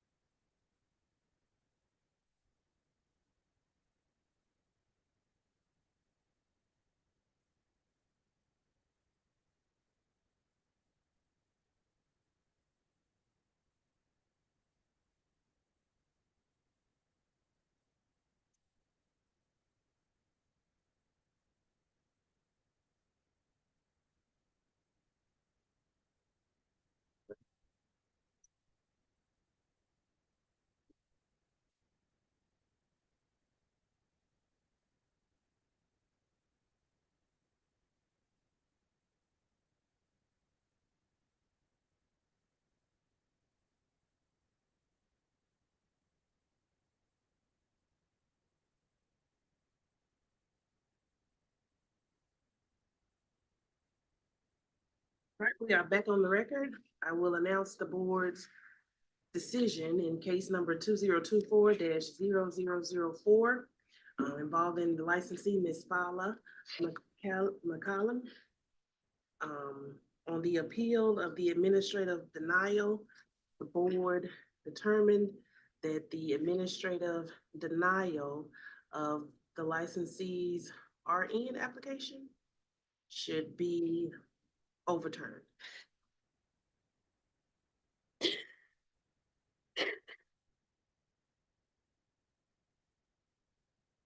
This concludes.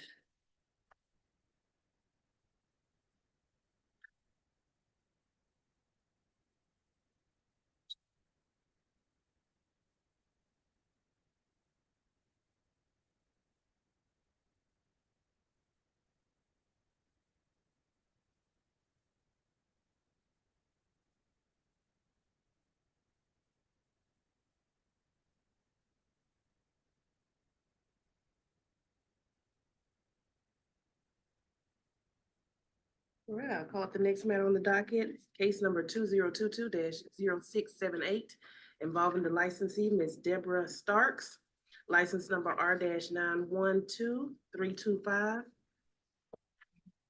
I am Kristen Love, and I will serve as the hearing officer in this matter today. At this time, I ask the members of the board hearing panel for this matter to introduce themselves for the record.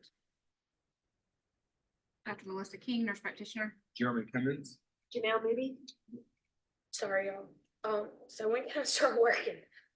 Like, I don't know what I'm supposed to do now. So, I'm sorry. yes, come on around. Before I call up the next matter on the docket, we answer her questions. So the denial was first overturned, so looks like if you meet the requirements of licensure, RN licensure. I'm licensed. Okay, I have a multi-state license, an RN multi-state license in Florida. So, I mean, I would transfer it here. you applied for RN licensure in Mississippi, is that correct? And that was administratively denied. Right. That denial was just overturned. We just need an order back. It'd be just like a typical. Okay, We need- so within 30 days, you'll receive an order Okay. that the denial was overturned. And then at that point, what will she need to do related to RN licensure in Mississippi? That she'll be overturned, so she'd be granted a license. Okay, That's- So, wait till we get this. Go ahead. But she could work under her multi-state Florida license, could she? She's got a multi-state Florida license. She could, well. y'all want to pull it right now? We'll look at it. So she was issued a cease and desist here. You gotta wait your orders over to Okay, cancel out the cease and desist. okay, so sometime within 30 days. Yes, you should receive this order within 30 days. I'll wait on your order. Just wait on. I'm a wait. I'm not, I'll be real. Just wait. but I'm not trying to do this again. Thanks, y'all. Thank you.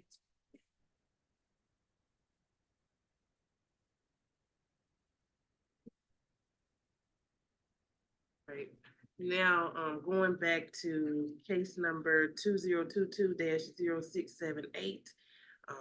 Licensee is Ms. Deborah Starks. The license number is R-912325. And I'd like for the members of the hearing panel for this case to state your names for the record. Dr. Melissa King, nurse practitioner. Jeremy Cummins. Janelle Moody. And will the attorney representing the board state your name for the record? Brandon Walker. And is the licensee, Ms. Deborah Starks, present? Your Honor, she's not present. Tell us a little bit about the notice she received for this hearing. And, give me 1 second. November 2nd, 2023, she was mailed a notice, appearing for today's date. That notice was, in the exhibits we plan to introduce. We have exhibits marked that show that USPS tracking shows that at first it was unclaimed. as of November 28th, but then it was later picked up on January 27th, 2024.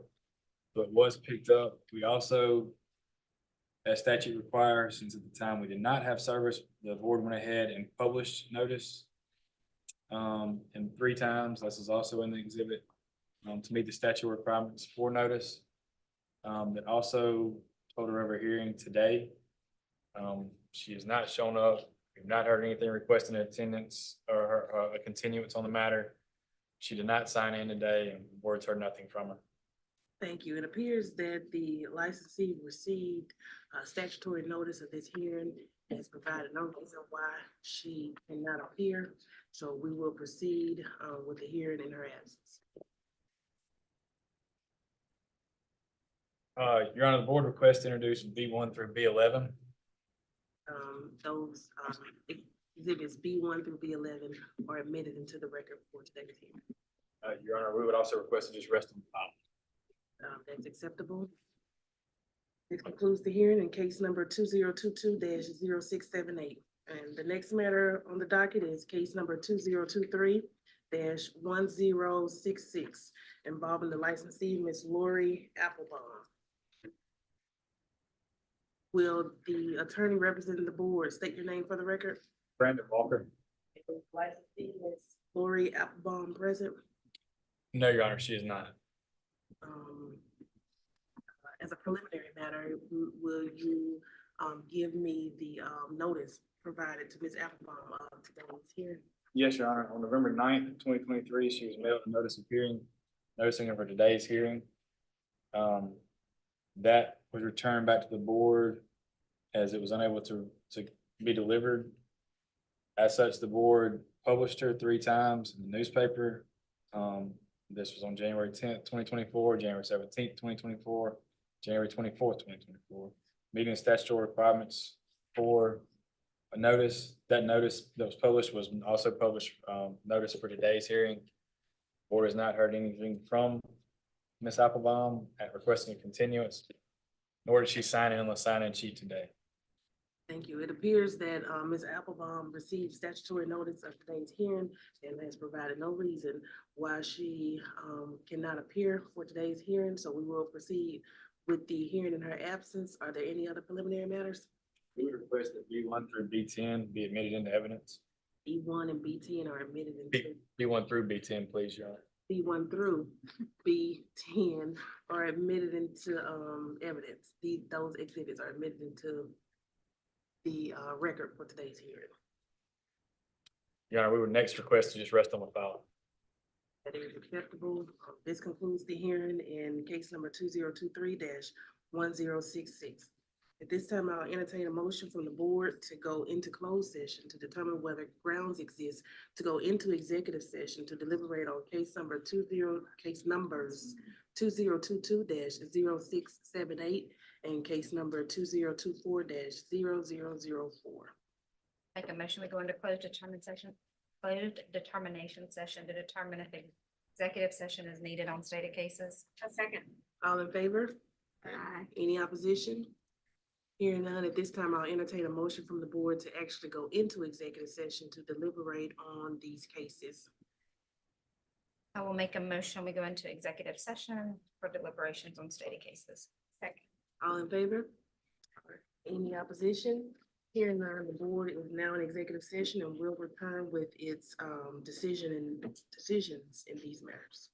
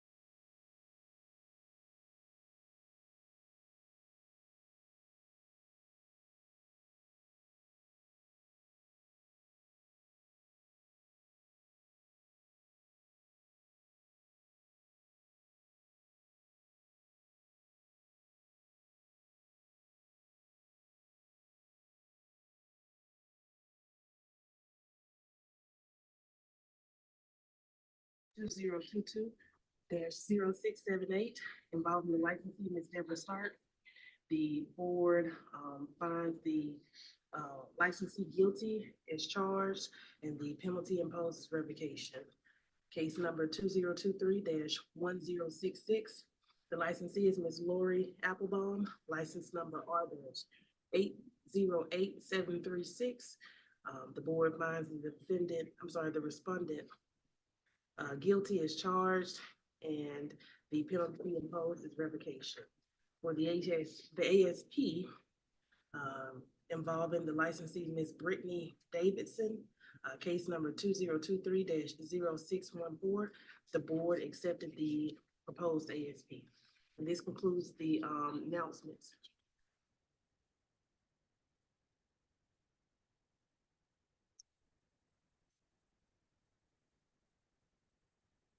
This concludes the board's announcements on those decisions. And before we conclude the hearing, we need to check to see if there's another ASP in the back that we just missed. So give me a 5-minute recess.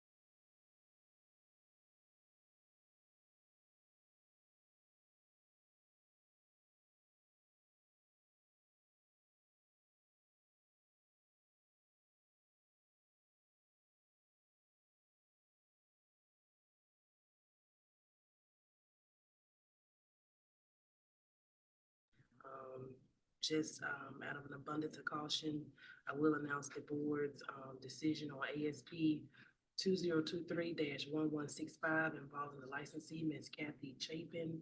The ASP, the board voted to reject the ASP. And this concludes the announcement of the board's decision and concludes day 4 of the board's hearing for this week. Thank you.